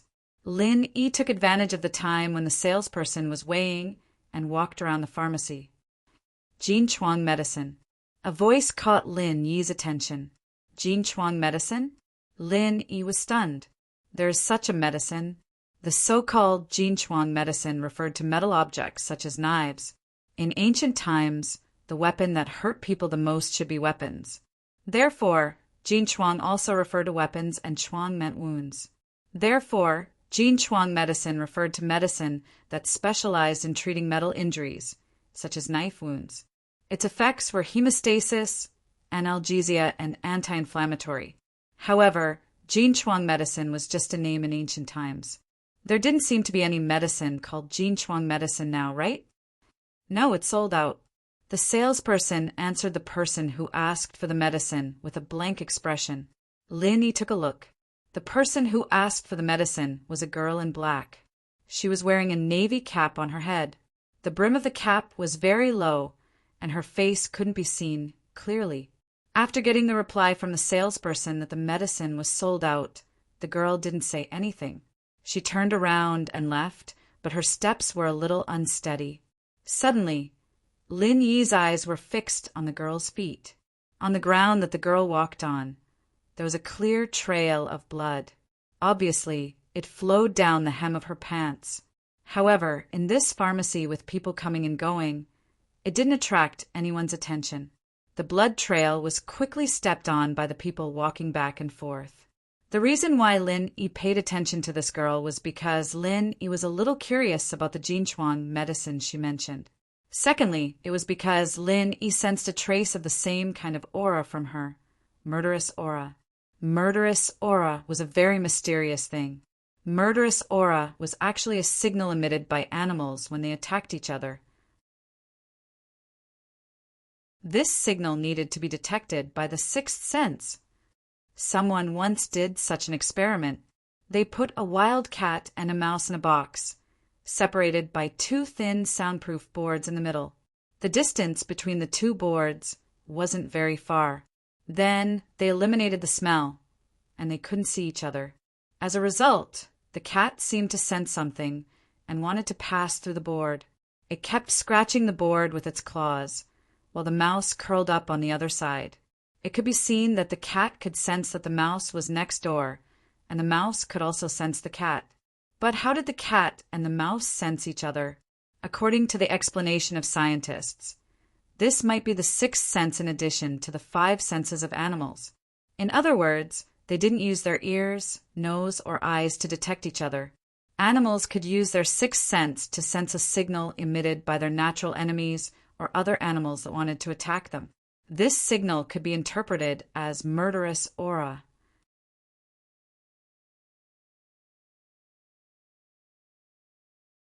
Chapter 78. About Ornota, normal person might not be able to detect the murderous aura radiating from the girl, but Lin Yi, who was in the same line of work, could keenly sense it. It could also be called a sixth sense. But while Lin Yi noticed the girl didn't notice Lin Yi. After all these years of training, Lin Yi was able to conceal his murderous aura very well, but people who could reach Lin Yi's level were few and far between. In the end, Lin Yi shook his head. The girl's dressing was obviously to avoid attention. Even though she was injured, Lin Yi didn't want to help her. She might be in the same line of work, but the same line of work didn't want to be disturbed in the middle of a mission. Sometimes people in the same line of work belong to different organizations, and they might even be enemies with each other. "Excuse me, what is golden creation?" Lin Yi asked the salesperson casually. The salesperson froze, then looked at Lin Yi as if he was an idiot, as if Lin Yi's question was stupid and naive. She didn't even bother to answer. "It's a surgical medicine, of course. We don't have it in stock." Lin Yi smiled wryly. It seemed like it was a new drug and one that sold well. But while the salesperson didn't bother to answer Lin Yi's question, there was someone else who answered Lin Yi's question enthusiastically. Before Lin Yi could say anything, an old woman beside Lin Yi started chattering away. "Young man, you don't even know what golden creation is. You know Dr. Kong, right? Dr. Kong from a traditional Chinese medicine family. He's one of the leading figures in the Chinese medicine world." The old lady started talking about Miracle Dr. Kang's exploits. Golden creation is a quick healing medicine that Miracle Dr. Kong came up with. It can heal wounds so quickly that there won't even be a scar left. How is it? Amazing, right? So godly? Lin Yi did not expect Dr. Kong to be so amazing. His medicine was actually on par with his own. "That's right. I heard that it's a secret recipe passed down from generation to generation. This golden creation is given priority to the military. Due to the production capacity, a small amount of it is regularly supplied to the private pharmacies. That's why it's in high demand," the old lady said. "It's almost impossible to buy it from a pharmacy. My niece's boyfriend's third sister's aunt's fifth cousin is the manager of the supply and marketing department of XX pharmacy chain. Last time, I used his connections to buy a bottle. I heard that once it arrived, it was digested internally. How could it be sold on the shelves?" Right. Lin Yi thought if this medicine is really as magical as this old woman said, it is not impossible for it to sell well. Of course, especially for young girls. It's so ugly if they get a scar on their body. It's not to heal the wound quickly, but to not leave a scar.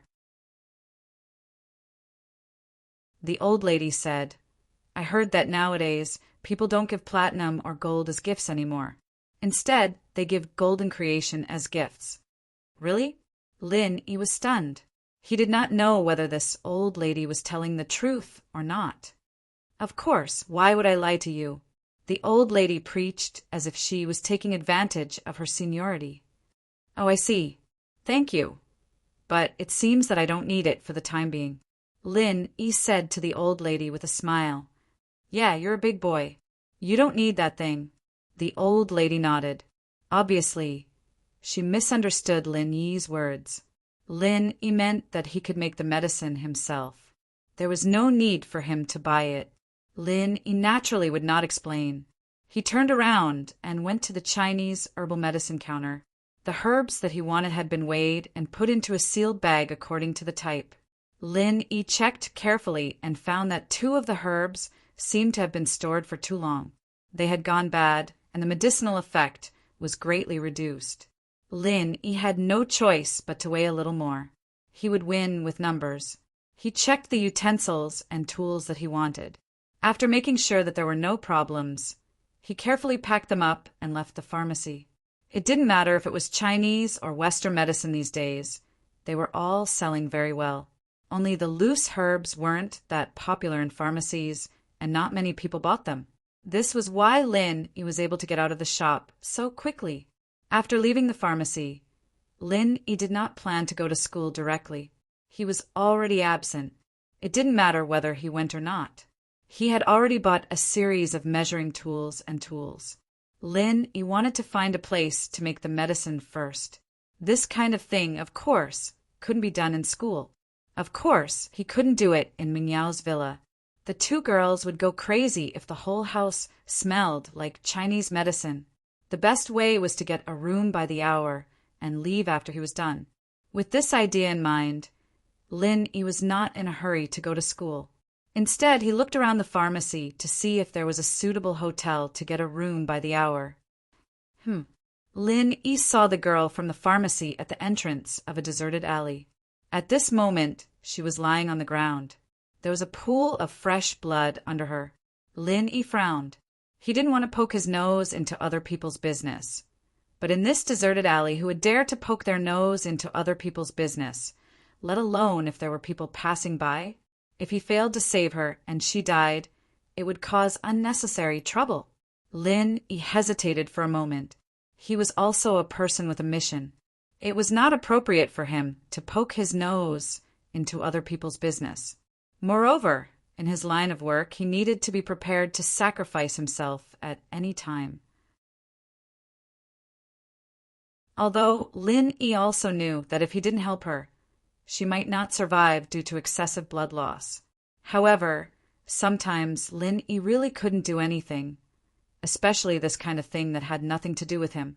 It was obviously a troublesome thing. The girl didn't look like an ordinary person. Lin Yi really couldn't poke his nose into this kind of thing. Gritting his teeth, Lin Yi walked past the girl quickly. When he passed by the girl's body on the ground, Lin Yi couldn't help but look at her with pity. I hope you can make it. After that, he left quickly. But he didn't take more than a few steps before coming to a stop. Wait, that glance just now made Lin Yi see something that seemed familiar, but he wasn't sure. Lin Yi turned around and walked back to the girl's side. He bent down and stared at a ring on the girl's right little finger. When he saw the pattern on it, Lin Yi sighed and quickly touched the girl's wrist. He found that there was still a pulse. Lin Yi carefully helped her up from the ground and carried her on his back. Although the girl had fainted because of excessive blood loss, she still had some instinctive reactions when Lin Yi carried her. She subconsciously struggled twice. Perhaps it was a conditioned reflex to the outside world.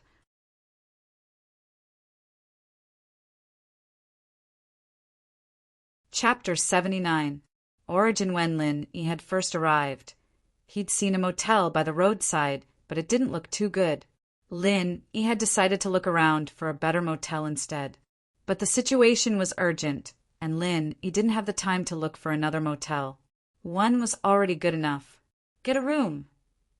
Lin Yi barged into the motel with the girl on his back. The owner was watching TV out of boredom when she saw a young man barging in with a woman in black on his back.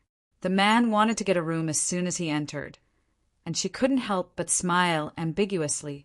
Her motel was actually quite low class. It was set up to provide a place for young couples without money to cozy up to each other. Most of them didn't care if the place was high-end or not, as long as it was quiet and clean.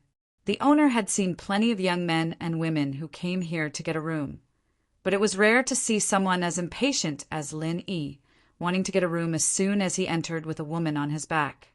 15 kwai for an hour, 60 kwai for a day.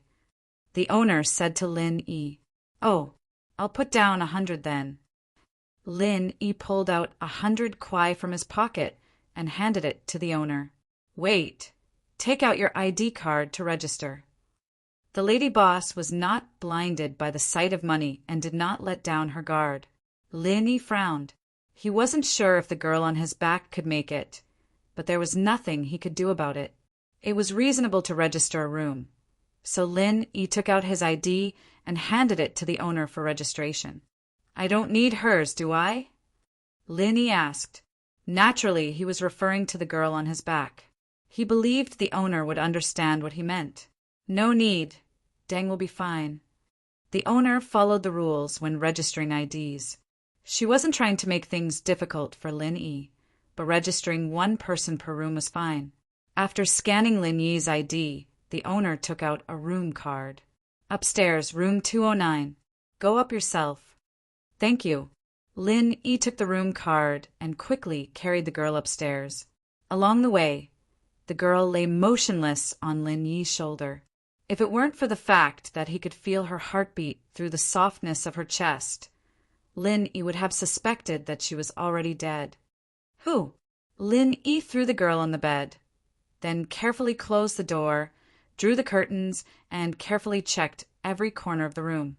After confirming that there were no wireless cameras, he was relieved. To be honest, if Lin Yi hadn't suddenly seen the ring on the little finger of the girl's right hand, Lin Yi wouldn't have bothered with this kind of thing no matter what.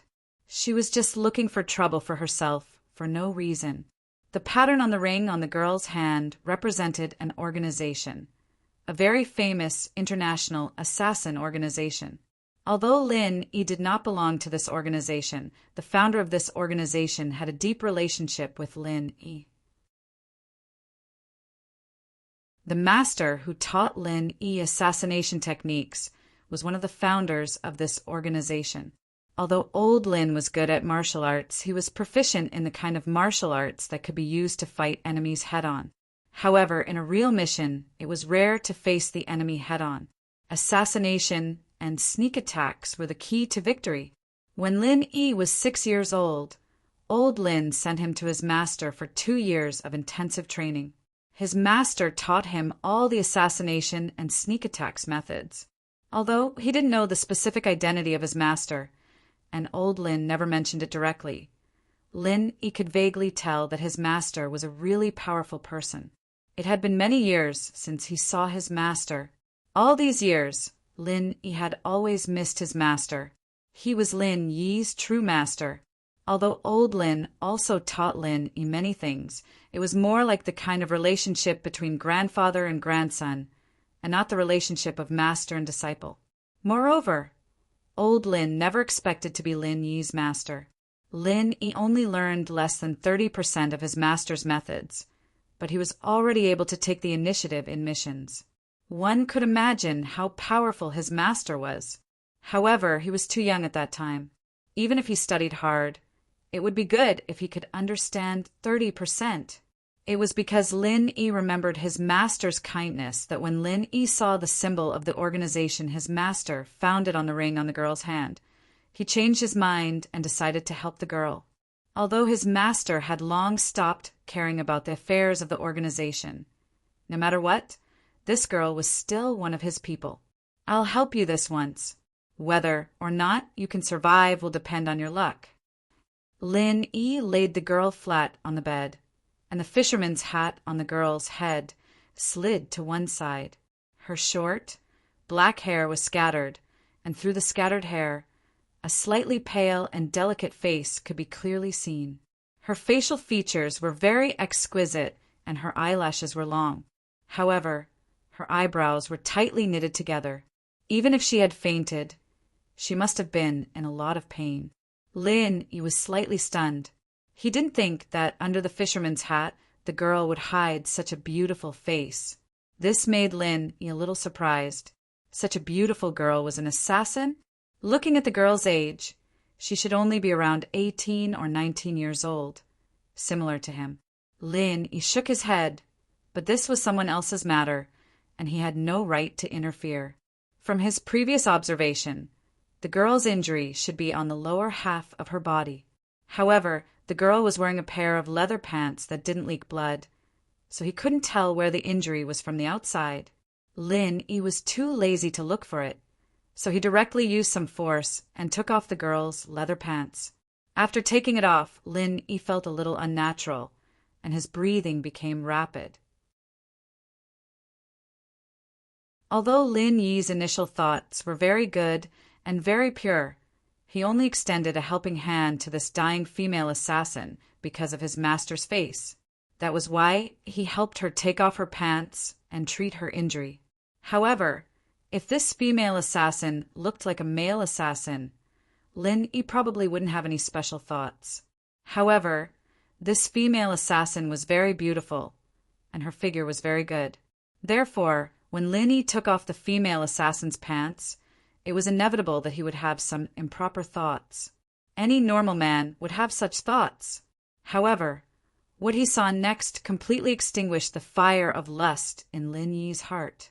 The inside of the leather pants was completely dyed red with blood, and under the leather pants, the girl's pantyhose was completely soaked in blood. It was impossible to see the original color.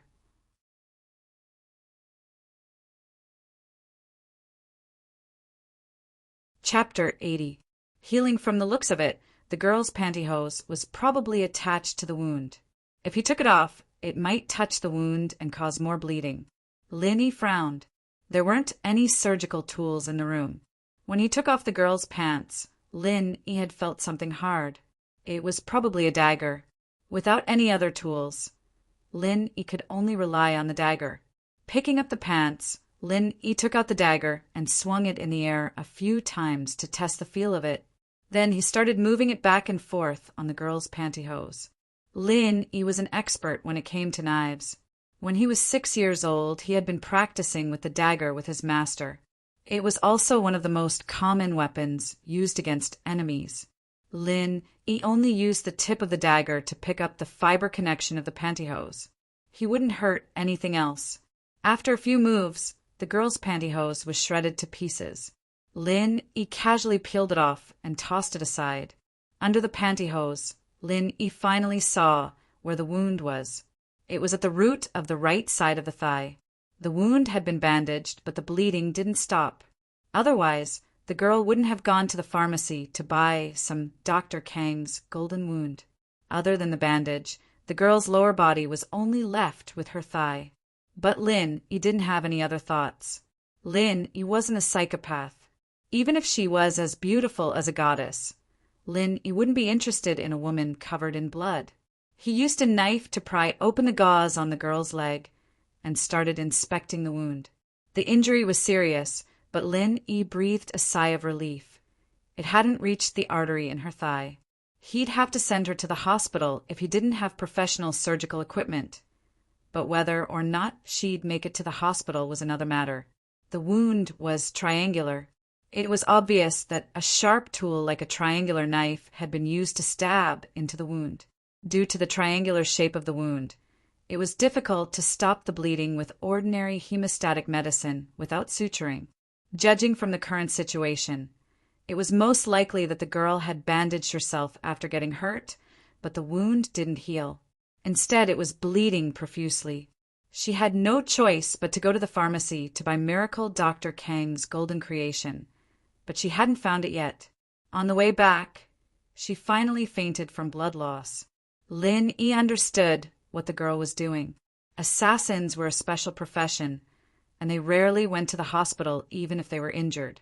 They'd take care of themselves if they could, in order to reduce the possibility of their identities being exposed.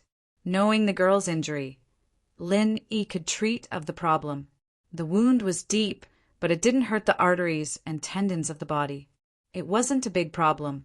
Lin Yi stood up and took out the Chinese medicine he bought at the pharmacy before. He quickly threw a few herbs into the utensils and ground them. This was a familiar process for Lin Yi. In the North African jungle, his own herbs were the most popular things among his teammates. Lin Yi had to grind a bag of them every time. It was impossible to use the gauze from before. It had been soaked in blood. Because the incident happened suddenly, Lin Yi wasn't prepared. Now, he could only consider using other things as a replacement. Although his school uniform was newly changed in the morning, Lin Yi didn't want to take a piece of it off to bandage the female assassin. He got up and went to the bathroom, but he saw a disposable, disinfectant bath towel on the shelf. Next to the bath towel, there was a small price tag with 40 yuan written on it. This kind of disposable, disinfectant bath towel wouldn't exceed 20 yuan if purchased in bulk, but the price in the hotel was doubled. Of course, in addition to this kind of bath towel, there was also a bath towel provided by the hotel, but it wasn't disposable. This kind of bath towel was only provided to those who had mysophobia and loved cleanliness. It wasn't a compulsory consumption. Lin Yi took this kind of disinfectant bath towel. This thing was barely enough to be used as a bandage. He sprinkled the previously ground medicine on the girl's wound. The girl's mouth made a low, inaudible sound. It seemed that the medicine had touched the wound. However, Lin Yi didn't care about her. How could it not hurt to apply medicine? After sprinkling the medicine, Lin Yi tore the disposable bath towel into a few pieces and skillfully bandaged the girl's wound. Phew! Lin Yi breathed a sigh of relief. It's finally done. Now it seemed that the girl just lost too much blood. If the bleeding was stopped now, the chance of survival was still very high. Of course, the vitality of an assassin was generally very tenacious. Lin Yi probably saw that the girl had regained her life. After waking up, apart from being a little weak, there was nothing serious. After dealing with the female assassin, Lin Yi got back to work. He'd made the medicine for the girl in a hurry, so he'd only made the right amount according to the need. Lin Yi's own wound hadn't even been healed yet. It was all ground, so it wasn't a big deal. The medicine for Yang Huaijuan, however, had to be brewed slowly. The order and timing of each ingredient had to be strictly added. There couldn't be a single mistake. Even if the ingredients were similar, the effect of the medicine would be greatly reduced, and the desired effect wouldn't be achieved. This was why Lin Yi didn't give the prescription to Huaijuan, choosing to make it himself instead. This prescription wasn't as easy as the painkillers he'd given Huaijuan before, where all he had to do was buy all the ingredients and grind them together. Decocting this medicine, however, was different. On the other hand, Lin Yi didn't want this recipe to get out. He trusted Huaijuan, but he was afraid that Huaijuan would accidentally leak it out. This recipe would cause a huge uproar in the Eastern medicine world. Lin Yi found a place to set up the alcohol stove and clay pot and started brewing the medicine for Huaijuan. The hotel had appliances for brewing tea, but it was still better to use fire to brew the medicine. Brewing medicine was a very tiring job, but it was nothing for Lin Yi, who often made straw sandals at home. Lin Yi looked at the time on his phone as he skillfully put each ingredient into the clay pot. After who knew how long, Lin Yi heard a small movement not far behind him. If it weren't for Lin Yi's unusually sensitive hearing, he wouldn't have been able to hear it. Lin Yi didn't turn back. He was at a crucial point in brewing the medicine, and Lin Yi couldn't afford to be distracted. Lin Yi counted the time on his phone as he pinched the ingredients in his hands.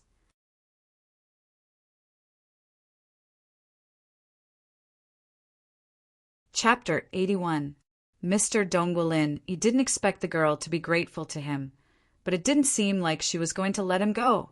Just as Lin Yi was concentrating on the medicine, a murderous aura came at him from behind, and the jade on his mountain twitched as well, sending a signal of danger. Lin Yi frowned, but Lin Yi didn't want to be distracted at a crucial time like this. "Stop it!" Chi-Chi was feeling very conflicted. She'd fainted on the way out from the pharmacy due to blood loss, but Lin-Yi had pulled off her pants, and the pain had helped her regain some of her senses, clearing her head a little. Her body was still too weak, and she didn't even have the strength to open her eyes before fainting again. When Lin-Yi was treating her wounds and applying medicine, Chi-Chi woke up from the pain once more before fainting again. As a result, Chi-Chi had a rough idea of what had happened after that. It was this man in the room who'd saved her, but at the same time, he'd seen a lot of things he shouldn't have. Her face, her legs. These were things Chi-Chi couldn't tolerate. She'd killed her savior after crossing the river, and that made her feel uneasy. But her beauty had only blossomed for one man in this life. This man in the room had crossed her bottom line. With that decision made, Chi-Chi picked up her dagger by the bedside and crept up behind Lin-Yi. She paused noticeably at the sight of him concentrating on the medicine. Was he brewing medicine for her? Chi-Chi's heart warmed, and she didn't have the heart to make a move. Chi-Chi had to admit that her heart wasn't as cold as other assassins, cold and emotionless. No matter what, this man in the room was her savior. Just as Chi-Chi was hesitating, Lin-Yi told her to stop it, like he was scolding a child. Chi-Chi was visibly taken aback. She was going to kill him, and he was telling her to stop?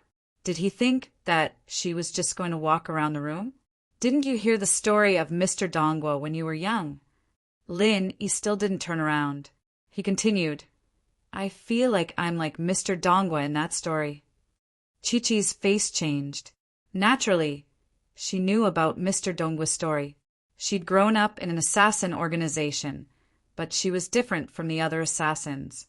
Other than the assassin training, she'd received other forms of education. Mr. Dongguo's story was actually a classic fable.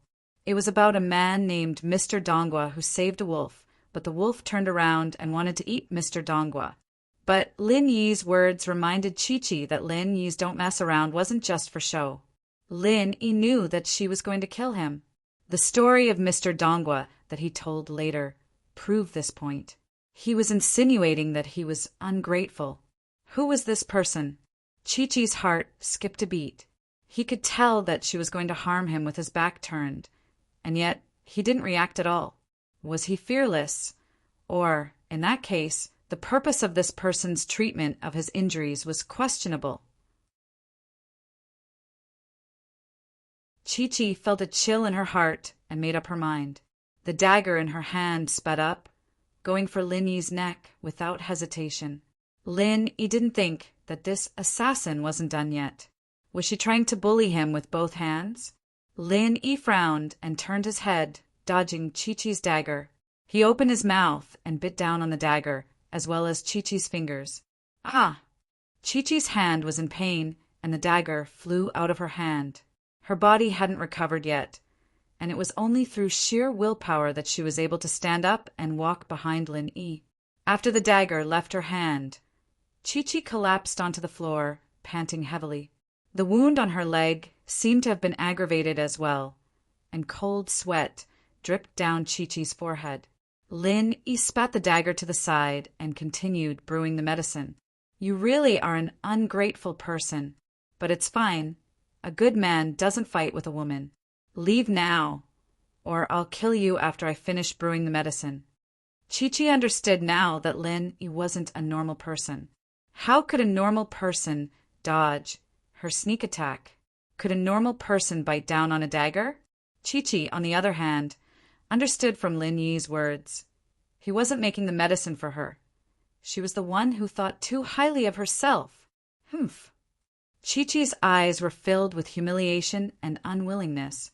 She wasn't an impulsive person, and as an assassin, she couldn't be impulsive either. Impulsive assassins would be killed first, and wouldn't be able to live until now. Since Lin-Yi could easily take her dagger away with both his hands occupied, Chi-Chi gave up on the idea of fighting again. She wasn't a match for Lin-Yi. Even when she wasn't injured, she couldn't guarantee that she'd be able to handle this man. There wasn't any killing intent on this man, not even a hint, but the feeling she got from him was unfathomable. He was truly unfathomable. In the organization, he would only have this kind of feeling when he was facing his own father. Chi-Chi silently picked up her leather pants from the floor. There was blood inside, but it was already dried. Other than being a little uncomfortable, it didn't affect her appearance. The problem was that there weren't any other clothes in the room. "Don't forget to close the door when you leave." "Lin," he said, as if he had eyes on the back of his head. "Oh."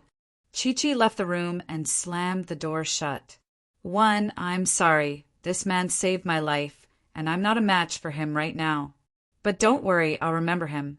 And one day I'll kill him with my own hands, because I'm only your Shao-Chi." Chi-Chi swore in her heart. In actuality, Chi-Chi wasn't called Yang Chi-Chi at first. Chi was just a code in the Assassin's graduation training group. She was the youngest, so naturally she was the 7th. The other members of the group were named by numbers as well. On the other hand, Shield Bro Lin, who was brewing medicine in the room, didn't know that his good intentions were being remembered by others. Achoo! Lin sneezed. It wasn't like he hadn't smelled the medicine before. Why was he sneezing now? This was the second sneeze today. Lin sniffled. Did he really have a cold?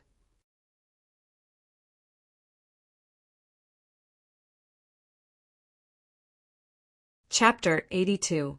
It was too cruel. Chi-Chi's wound had stopped bleeding, but her body wasn't healed yet.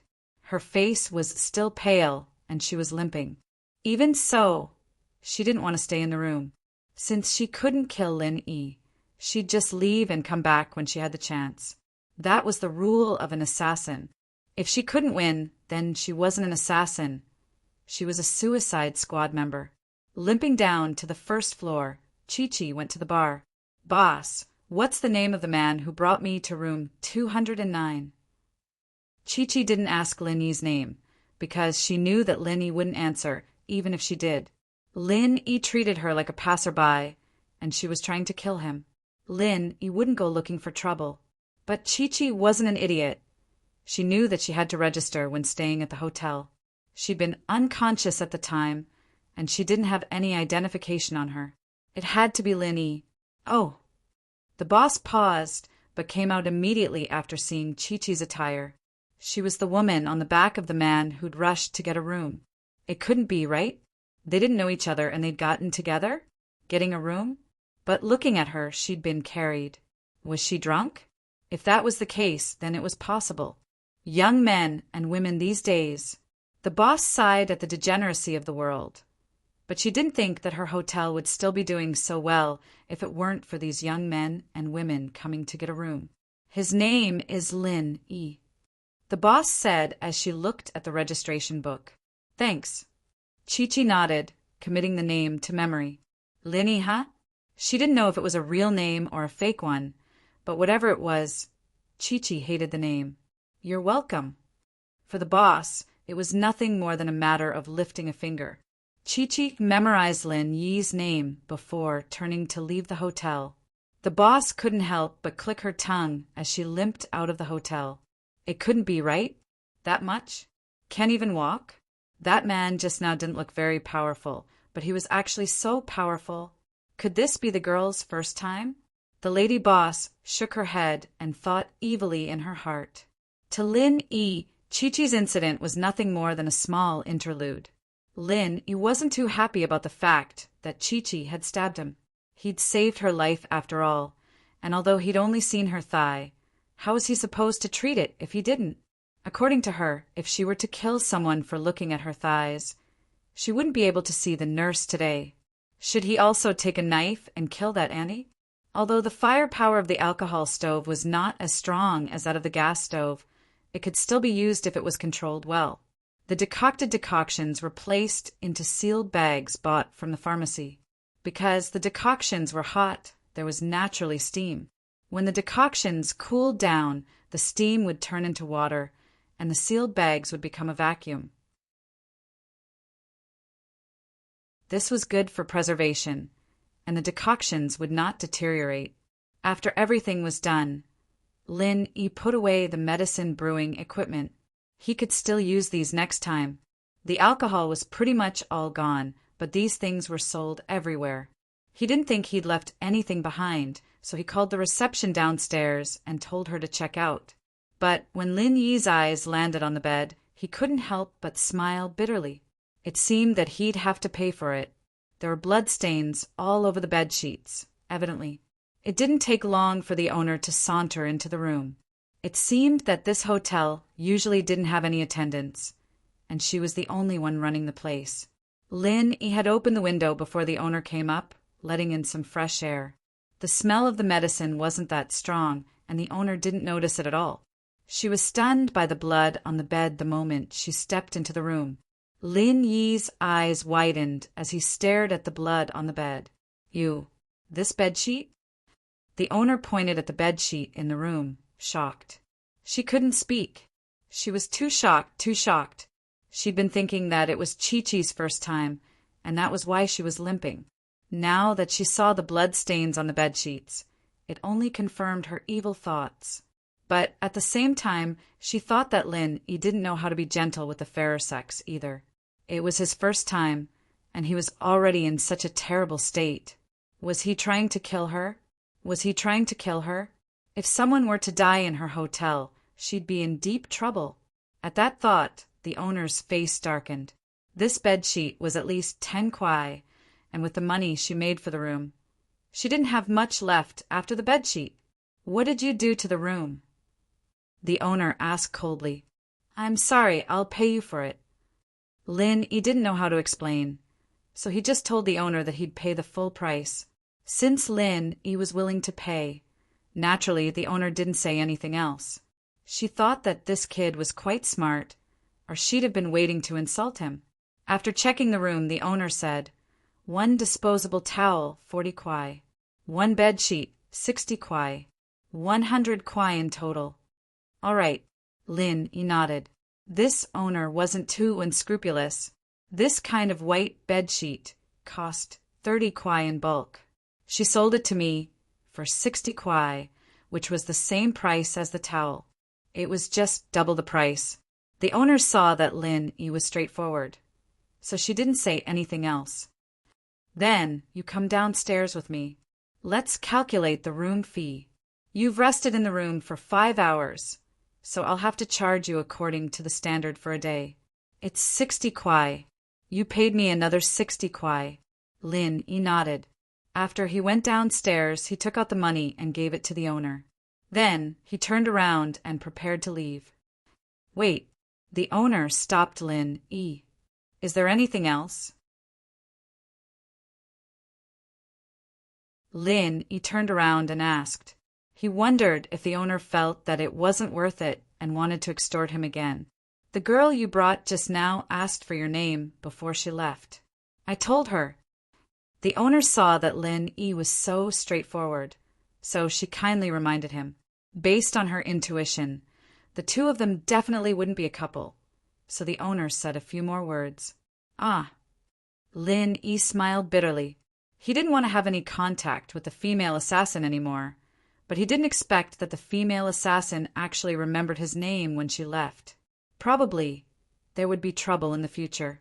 After leaving the hotel, Lin Yi looked at the time. It was already 2:00 in the afternoon. He hadn't had lunch yet, but for Lin Yi, a meal wasn't very important.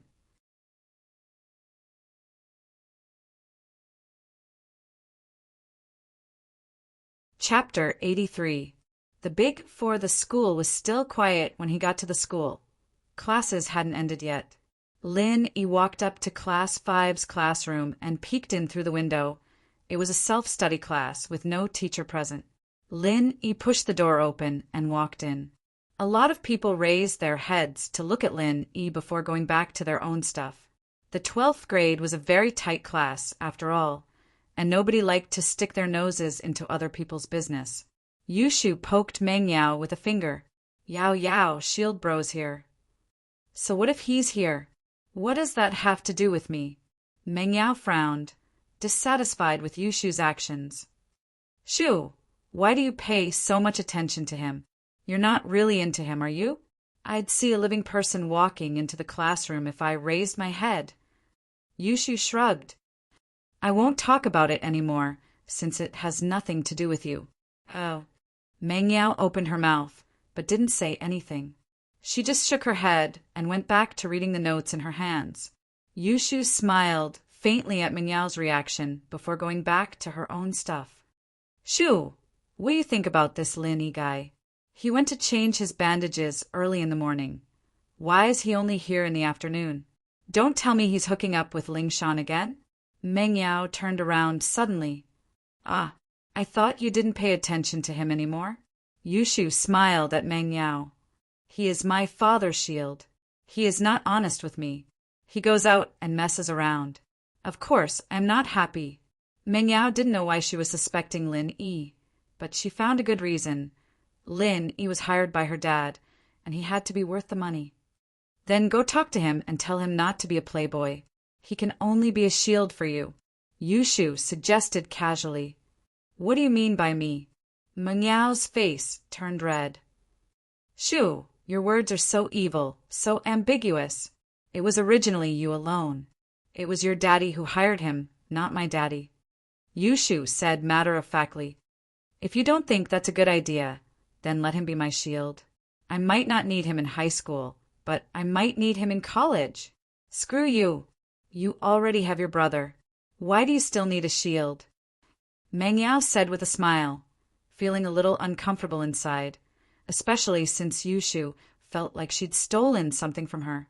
Pin Liang shrunk his neck subconsciously when Lin Yi entered the classroom. He'd been scolded by his father and told to behave himself. As far as he was concerned, it was all Lin Yi's fault. However, he also knew that he was not Lin Yi's opponent barehanded. Even Heibao Bro with a gun wouldn't be a match for Lin Yi, let alone barehanded. The kid was too strong, and so Pin Liang knew that he couldn't use the usual methods for revenge. He was waiting for an opportunity, a chance to teach Lin Yi a lesson. As for Kong Xiaobo, Pin Liang thought about it carefully after going back yesterday. Since Lin Yi was so protective of him, he might as well let the kid go. It wouldn't be worth it if he got beaten up by Lin Yi later. Hey, boss, you're finally here. Kong Xiaobo was very excited to see Lin Yi. He waved at Lin Yi as soon as he entered the classroom. What are you doing, sitting there and waving? Do you think you're the president? Lin Yi smiled as he kicked Kong Xiaobo's leg and sat in his seat. Boss, you don't know, but Pin Liang was very low-key today. You didn't come, and he didn't cause any trouble for me. Kong Xiaobo said, Isn't that good? Lin Yi said, Is there anything going on today? No, it's just yesterday. The school made a simple announcement, saying that outsiders came to cause trouble and were arrested by the police. Kong Xiaobo said, Fuck! It's just that Pin Liang's family has connections, and the school is protecting him. Everyone knows that it was Pin Liang who hired those people. Huh. Lin Yi heard from Faubert that Pin Liang's uncle was a director of Pengzhan Industries, so naturally he was one of the shareholders of the school. It was normal for the school to protect Pin Liang.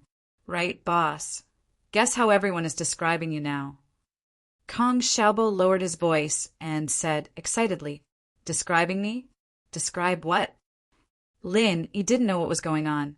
Boss, you are now one of the big four in the school. You have replaced Pin Liang and successfully become the third of the big four. Kong Xiaobo said, as if it was something to be proud of. Big four. Lin Yi felt a chill. When did he become one of the big four? He had always been low-key, and didn't even dare to do well in exams. How did he become famous? Moreover, looking at Kong Xiaobo, it was as if being one of the big four was a glorious thing. It made Lin Yi speechless. Yeah, boss, if you beat the big four again, then you will become the big four's big four's big four's big four. Kong Xiaobo added, Big four. Lin Yi was speechless. The big four's big four's big four's big four's big four. That was even worse than the third. But Lin Yi couldn't do anything about it. After all, the fight with the outsiders yesterday was a fact. Heibao might have come to the school to cause trouble, but other people wouldn't think that way. They would think that he was the kind of student who liked to fight and beat up Pinliang's people. Naturally, he could become one of the big four. The class bell rang, interrupting Lin Yi and Xiaobo's conversation. Lin Yi wasn't too interested in the big four's name, but he couldn't do anything about it since it was Xiaobo's mouth that belonged to Xiaobo. But after thinking about it, Lin Yi felt that this was his image anyways.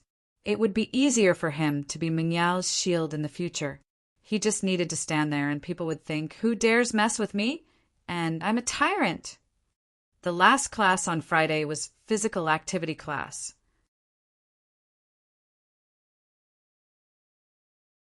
Physical activity class was a class where students could go outside or stay in the classroom to study. It was the only class of the 12th grade that allowed them to relax every week. Even the students who were working hard would choose to relax during this class. They would take a stroll around the school or stroll around the music store, snack street, or accessory store in front of the school gate.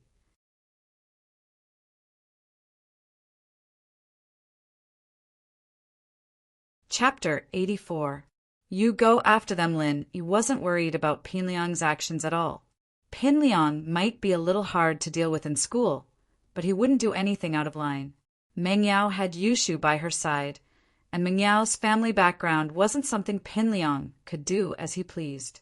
Even if his uncle was a shareholder of Pengzhan Industries, Pengzhan wouldn't let him off the hook that easily if he tried to force himself on Mengyao in public, even if his uncle was a shareholder of Pengzhan Industries.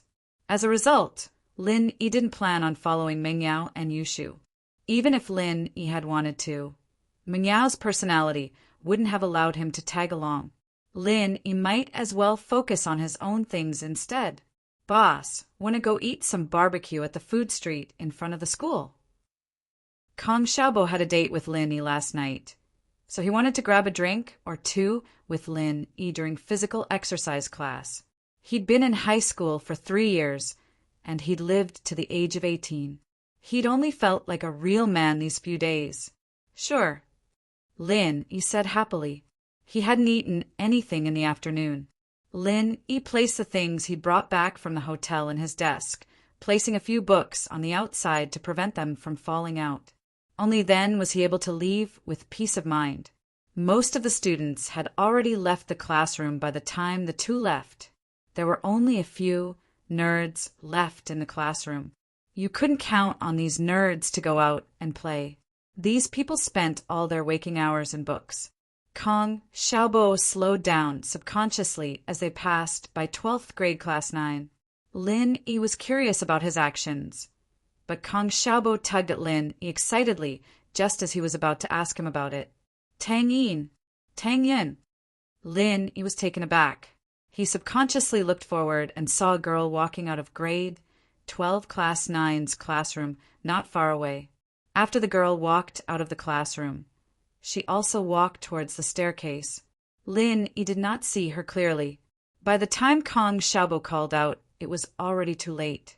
Lin Yi only caught a glimpse of the girl's side profile, followed by a ponytail. The girl was wearing a school uniform. She was very tall, but because the uniform was a little loose, he couldn't see her exact figure. However, since she was called the school belle, she couldn't be bad. It was just a glimpse, but she gave off the feeling of a beautiful girl in a romance game.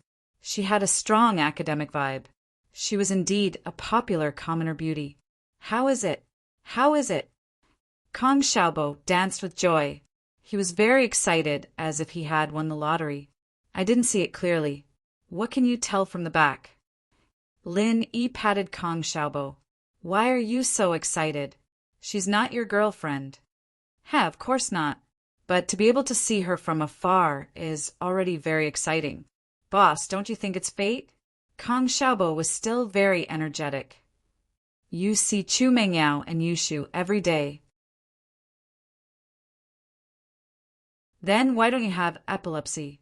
Lin Yi found it a little funny. Looking at him now, he really looked like he was having epilepsy. "Isn't that different?" "Chu Mengyao and Yushu. I don't have any thoughts about them at all. They won't fall for me. I don't have talent and I don't have money. Why would the miss like me? But Tang Yun is different. She's close to us. She's from a normal family. At least I have some thoughts about her, Kong Xiaobo said. Huh. Lin Yi smiled, but he couldn't deny that Kong Xiaobo's thinking was right. Chu Mengyao and Yu Shu drove a Bentley too, and from school. They lived in a villa. If they didn't have a certain background, they wouldn't dare to make a move. Boss, why don't you go after her? You're in the limelight right now. You're famous in the whole school. I believe Tang Yin has heard of your name. Kong Xiaobo suddenly suggested. Huh. Lin Yi paused. Isn't she your dream girl? Not only mine. She's the dream girl of many boys in the school, Xiaobo said with a chuckle. But dream lovers are meant for dreamings. I know my limits. You think I'd win 5 million? It's possible. Lin Yi nodded. Maybe you could ask me for some advice when you're buying the lottery. Who knows? Maybe you'll really win 5 million when my jade comes into play. Fuck! Kong Xiaobo was speechless. He rolled his eyes.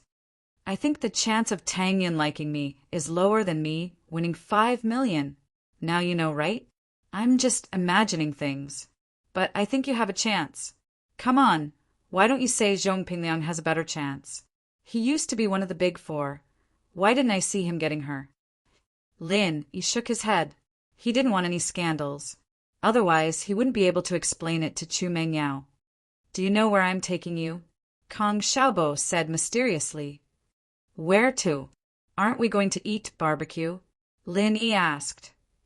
Yes, but do you know who's selling the barbecue? Xiaobo winked at Lin Yi. You're not going to tell me that Tang Yin sells it, are you? Lin Yi didn't know whether to laugh or cry at Kong Xiaobo's mysteriousness.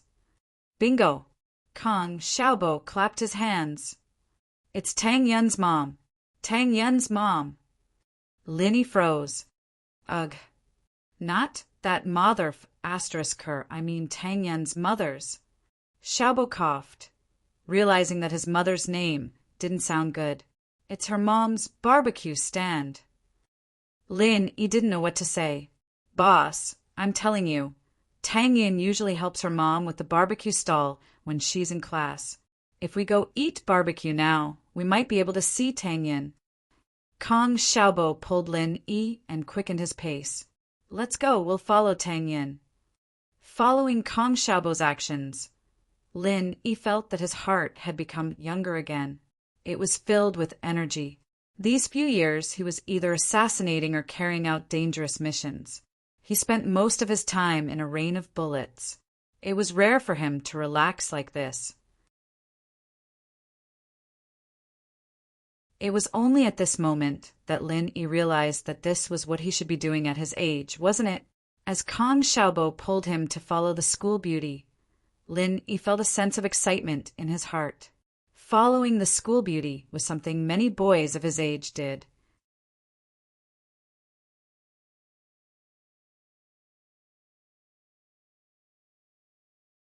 Chapter 85.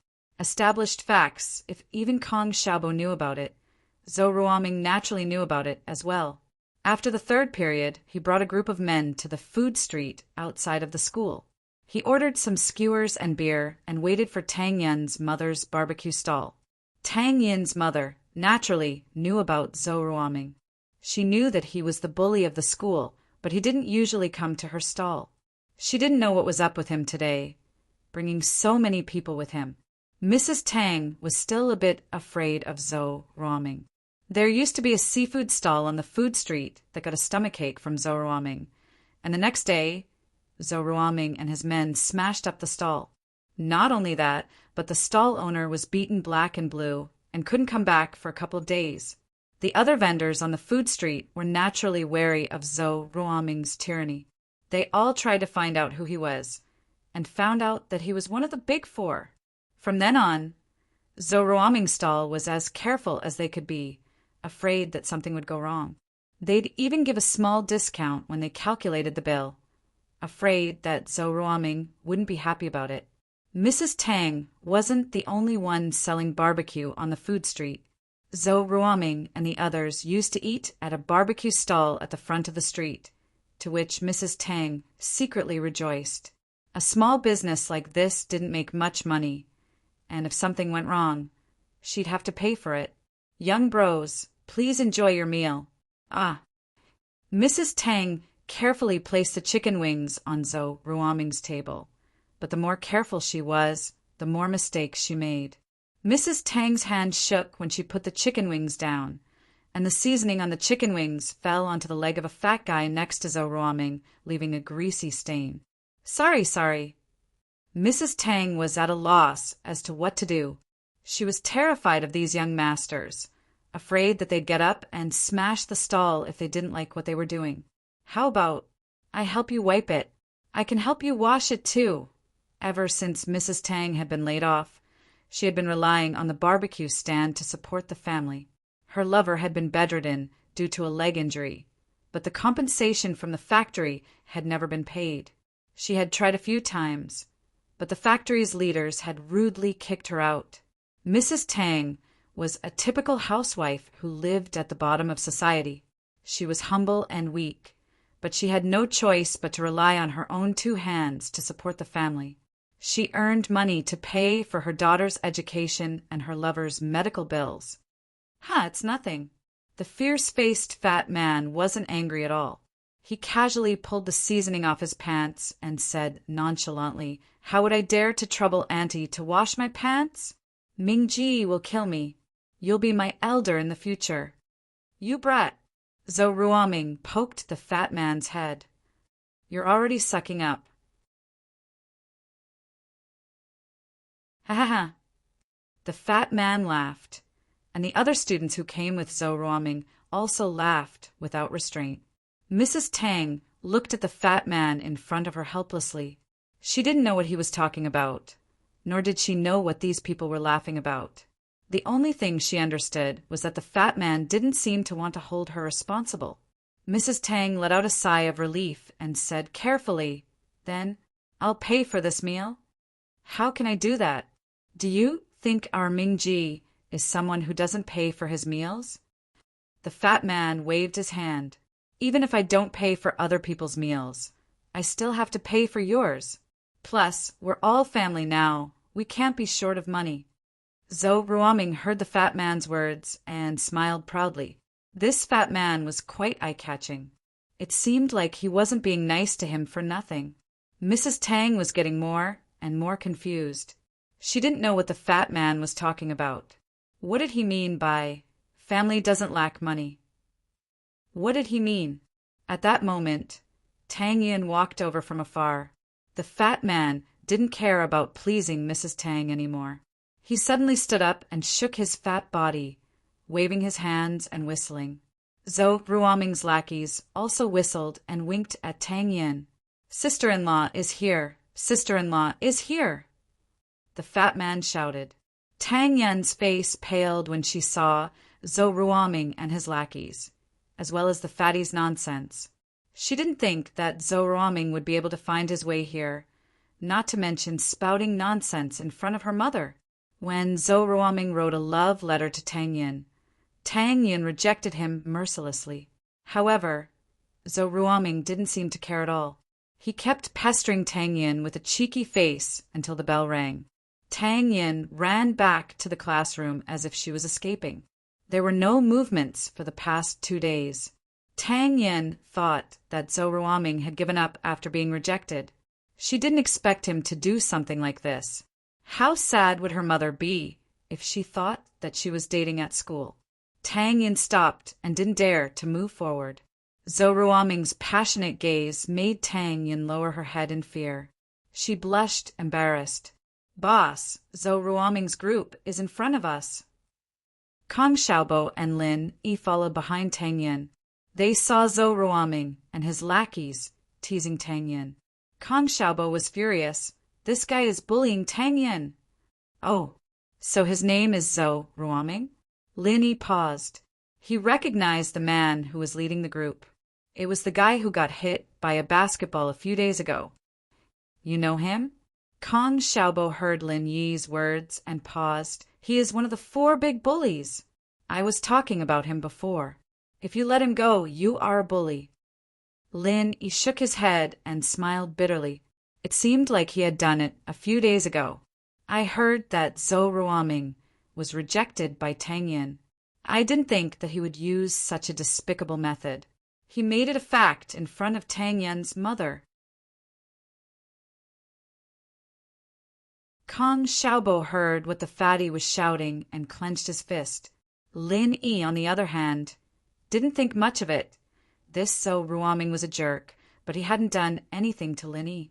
There was no conflict of interest between them, and Lin Yi couldn't be bothered to get involved. Sister-in-law, sit down. Ming Bro has ordered the dishes. You are the only one left. The fatty winked at Tang Yin. He wanted to squeeze his eyeballs out.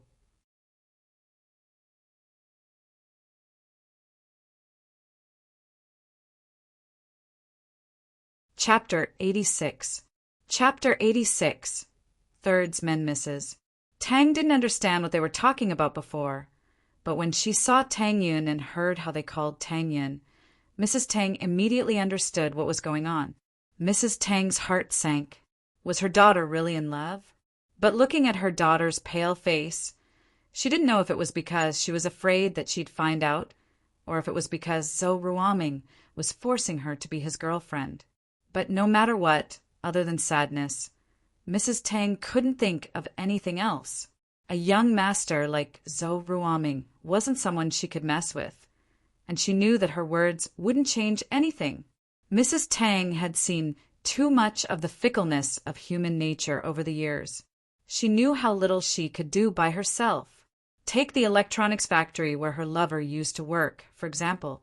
A machine had damaged his sciatic nerves, and he was now paralyzed in bed. He couldn't take care of himself, and yet he didn't get a single cent of compensation from the factory. He was the boss of a small electronics factory, and because of his social connections, Mrs. Tang couldn't even call for help. The contract had been tampered with, and there wasn't even a place for her to sue.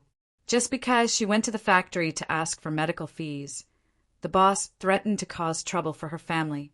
He said that he'd find someone to harm her daughter and burn down their house. Mrs. Tang had no choice but to give up. She was the weak one, after all. The entire family's livelihood fell on Mrs. Tang's shoulders. Fortunately, her daughter was a good student. Last semester, she got first place in the school year. Not only was her tuition free, but she also received a scholarship. This made life a little easier for the family. Mrs. Tang froze when she heard that her daughter had a boyfriend. She was angry at her daughter, but at the same time, she wondered if Zhou Ruoming was the one who forced her daughter into this relationship. But it would be fine if he really liked Tang Yin, since Zhou Ruoming's family background wasn't bad. Her daughter wouldn't lose anything if she was with him. She was just worried that he was just messing around with her, and that he'd dump her once he got bored. Mrs. Tang didn't know what the rich young masters' lives were like, but she'd heard about it from others. Tang Yin blushed.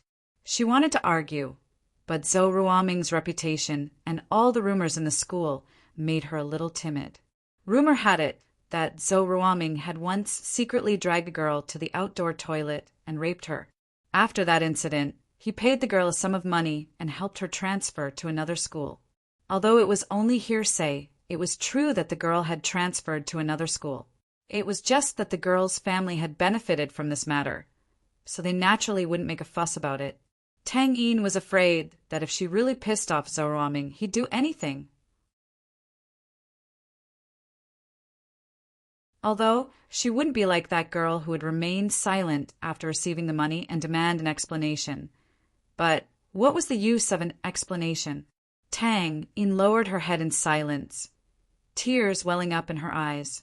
She hated her mother for not chasing Zhou Ruoming away. However, on second thought, her mother was also in a vulnerable position. She might even be more helpless. What's so good about being the campus belle? Why was he so unlucky? She'd always kept a low profile, never putting on makeup and never wearing anything other than her school uniform. Yet, she still attracted attention. Meng Yao and Yu Shu were also the campus belle. But would Zhou Ruoming dare to do this to them? That bunch of trash. Kang Xiaobo had been acting like a real man these 2 days. He couldn't hold it in anymore after seeing Tang Yin getting bullied by Zhou Ruoming. He clenched his fists and charged over. Lin Yi didn't think that Kang Xiaobo would stick his nose into this. He didn't know that even a timid boy like Kang Xiaobo would explode for the goddess of his heart. This day, what a troublesome day. Lin Yi wanted to keep a low profile for a few days, but now he couldn't. Xiaobo was already there. How could he just let it go? Was he supposed to watch Zhou Ruoming beat up Kang Xiaobo? Zhou Ruoming, are you still a man? You can't win Tang Yin's heart, so you resort to such despicable methods to force me to submit. Kang Xiaobo charged over and stood in front of Tang Yin. Zhou Ruoming was waiting for Tang Yin to make a decision. This was the effect he wanted. He wanted to force Tang Yin to make a choice. He came here to make a gesture, and that was a threat. Since he stood in front of Mrs. Tang's barbecue stall, he was telling Tang Yin that if she didn't agree today, neither she nor her mother would stop.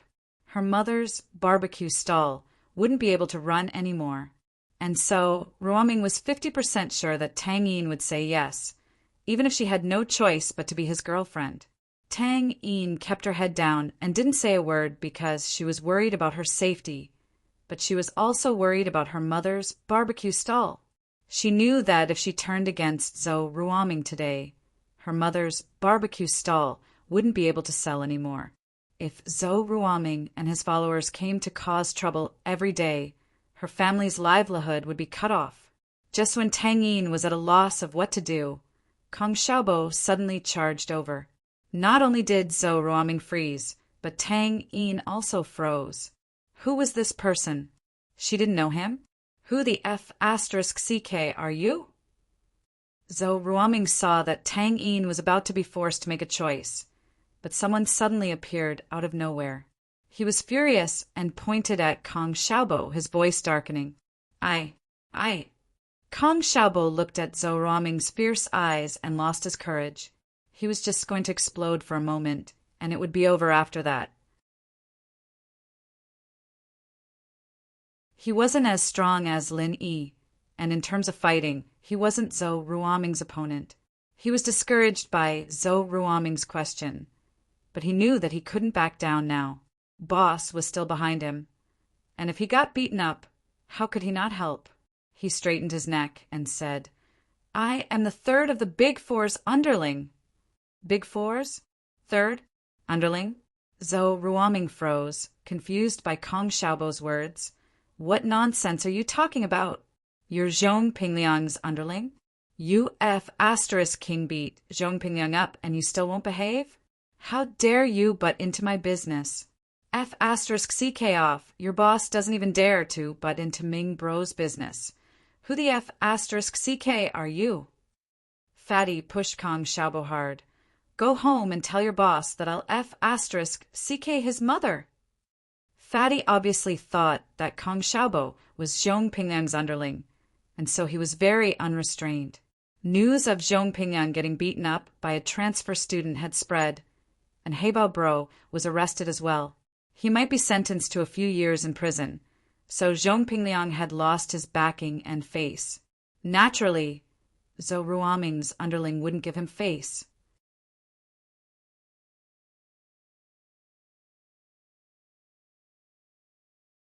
Chapter 87. You haven't paid yet, Lin. He didn't know who his mother was since he was young. But Lin, he wasn't going to let him off the hook that easily. Lin, he was already brooding over the fact that he was an orphan. And now, this guy was dragging his mother into it. Slap. Lin, he slapped the fatty's face, sending him flying. With Lin Yi's strength, the fatty spun a few times on the ground like a spinning top before falling headfirst onto the ground. The left side of the fatty's face was clearly visible, and the fatty's face looked even more ferocious now. Whose mother are you trying to Ck? Lin, he said coldly as he looked at the fatty wailing on the ground. Who the Ck are you? How dare you hit one of my men? Zhou Ruoming hadn't seen Lin Yi's face clearly, since Lin Yi's back was facing him. Lin Yi's slap was a little scary, but Zhou Ruoming didn't think much about it. After all, it was when the fatty wasn't paying attention. He subconsciously thought that the newcomer was one of Lin Yi's men, and reached out to push Lin Yi. "Is your face healed?" Lin Yi turned to look at Zhou Ruoming. Linny? Zhou Ruoming finally recognized the man in front of him. He finally understood why he was able to send the fierce-faced fatty flying with a single slap. "I'm asking you a question. Is your face healed?" Lin Yi said as he looked at Zhou Ruoming. "Yes, it's healed." Zhou Ruoming said, a little scared. This Lin Yi was a fucking maniac. Even Heibao Bro was crying for his mom and dad after beating him up. How could Zhou Ruoming afford to piss him off? As for Lin Yi, he was obviously asking if he was alright after being hit by the basketball that day. "Oh." Lin Yi nodded and slapped Zhou Ruoming's face. Zhou Ruoming's nose was bleeding and half of his face was swollen. However, Lin Yi didn't slap him away like before. "You're screwed again." Scram. Zhou Ruoming covered his face. He felt so wronged in his heart. What was this? He was just flirting with a girl, and he actually met this devil. Moreover, he didn't seem to have provoked him, did he? Wasn't it just the fierce-looking fatty saying, "Fuck your mother"? But that wasn't to scold Lin Yi. In this day and age, who would take the initiative to be scolded? However, the situation was pressing. Zhou Ruoming had no choice but to retreat. He didn't have the courage to fight Lin Yi. He turned around and glared at Kong Xiaobo, thinking that it was this kid's fault. However, when Zhou Ruoming saw Kong Xiaobo's proud smile, he froze. He remembered what Kong Xiaobo said earlier. His heart skipped a beat. Could it be that the third of the big four that Kong Xiaobo mentioned was Lin Yi? Yes, there was a rumor in the school that Lin Yi had replaced Pin Liang as the third of the big four. Fuck. Ruoming was quite troubled. Couldn't you at least explain it to him? If you said that you were Lin Yi's subordinate, why would I argue with you? I'll just turn around and leave.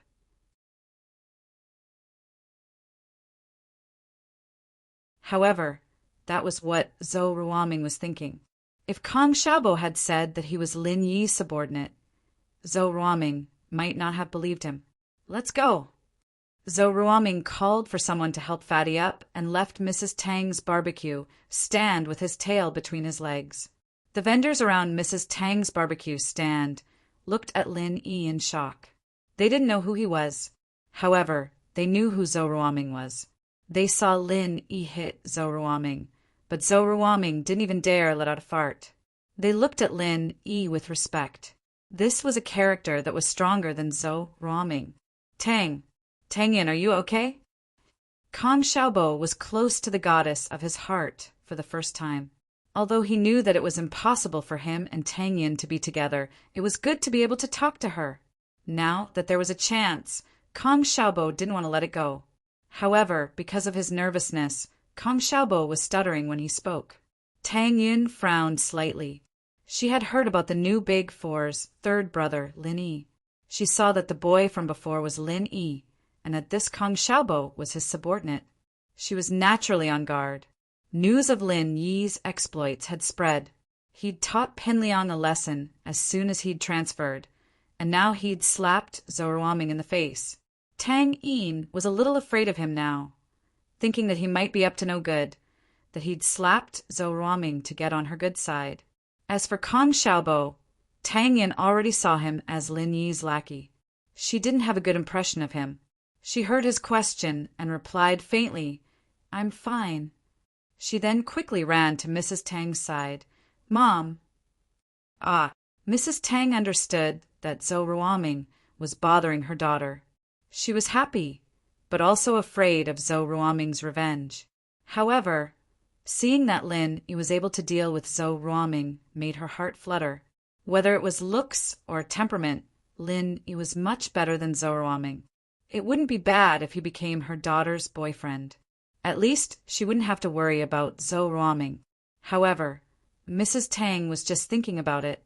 She didn't want her daughter to be wronged. Xiaobo could tell that Tangyin didn't like talking to him, and he was a little discouraged. but he understood the difference between them, and it was basically impossible for them to get together. He didn't think too much about it. Auntie, 20 mutton skewers, 2 lamb chops, 2 chicken neck skewers, 2 tofu rolls, and 2 bottles of beer. Kong Xiaobo quickly adjusted his position and became happy again. Although he didn't get Tang Yun's favor, at least he could hold his head high in front of Zhou Ruoming. What are you guys so arrogant for? In front of my boss. Aren't you guys just getting slapped in the face? Okay. Mrs. Tang nodded. These two were even stronger than Zhou Ruoming, after all. She had to take care of them. Zhou Ruoming, wait. Lin Yi suddenly called out to Zhou Ruoming. Zhou Ruoming was startled by Lin Yi's voice. He didn't know what Lin Yi wanted. Didn't he tell him to leave? Why did he call him back? Although he didn't want to go back, he had to go back. He could run, but he couldn't run away. If Lin Yi came looking for trouble, he wouldn't be able to handle it. Linny, is there anything else? Zhou Ruoming turned around with a bitter face. You haven't paid yet. Lin Yi said, faintly. In fact, Lin Yi felt that Mrs. Tang was pitiful. It wasn't easy for her to support the barbecue stall alone. He wanted to help if he could. You're tuning in to the Thunder Spear YouTube channel. Don't forget to subscribe and join us on this journey to catch the most captivating stories.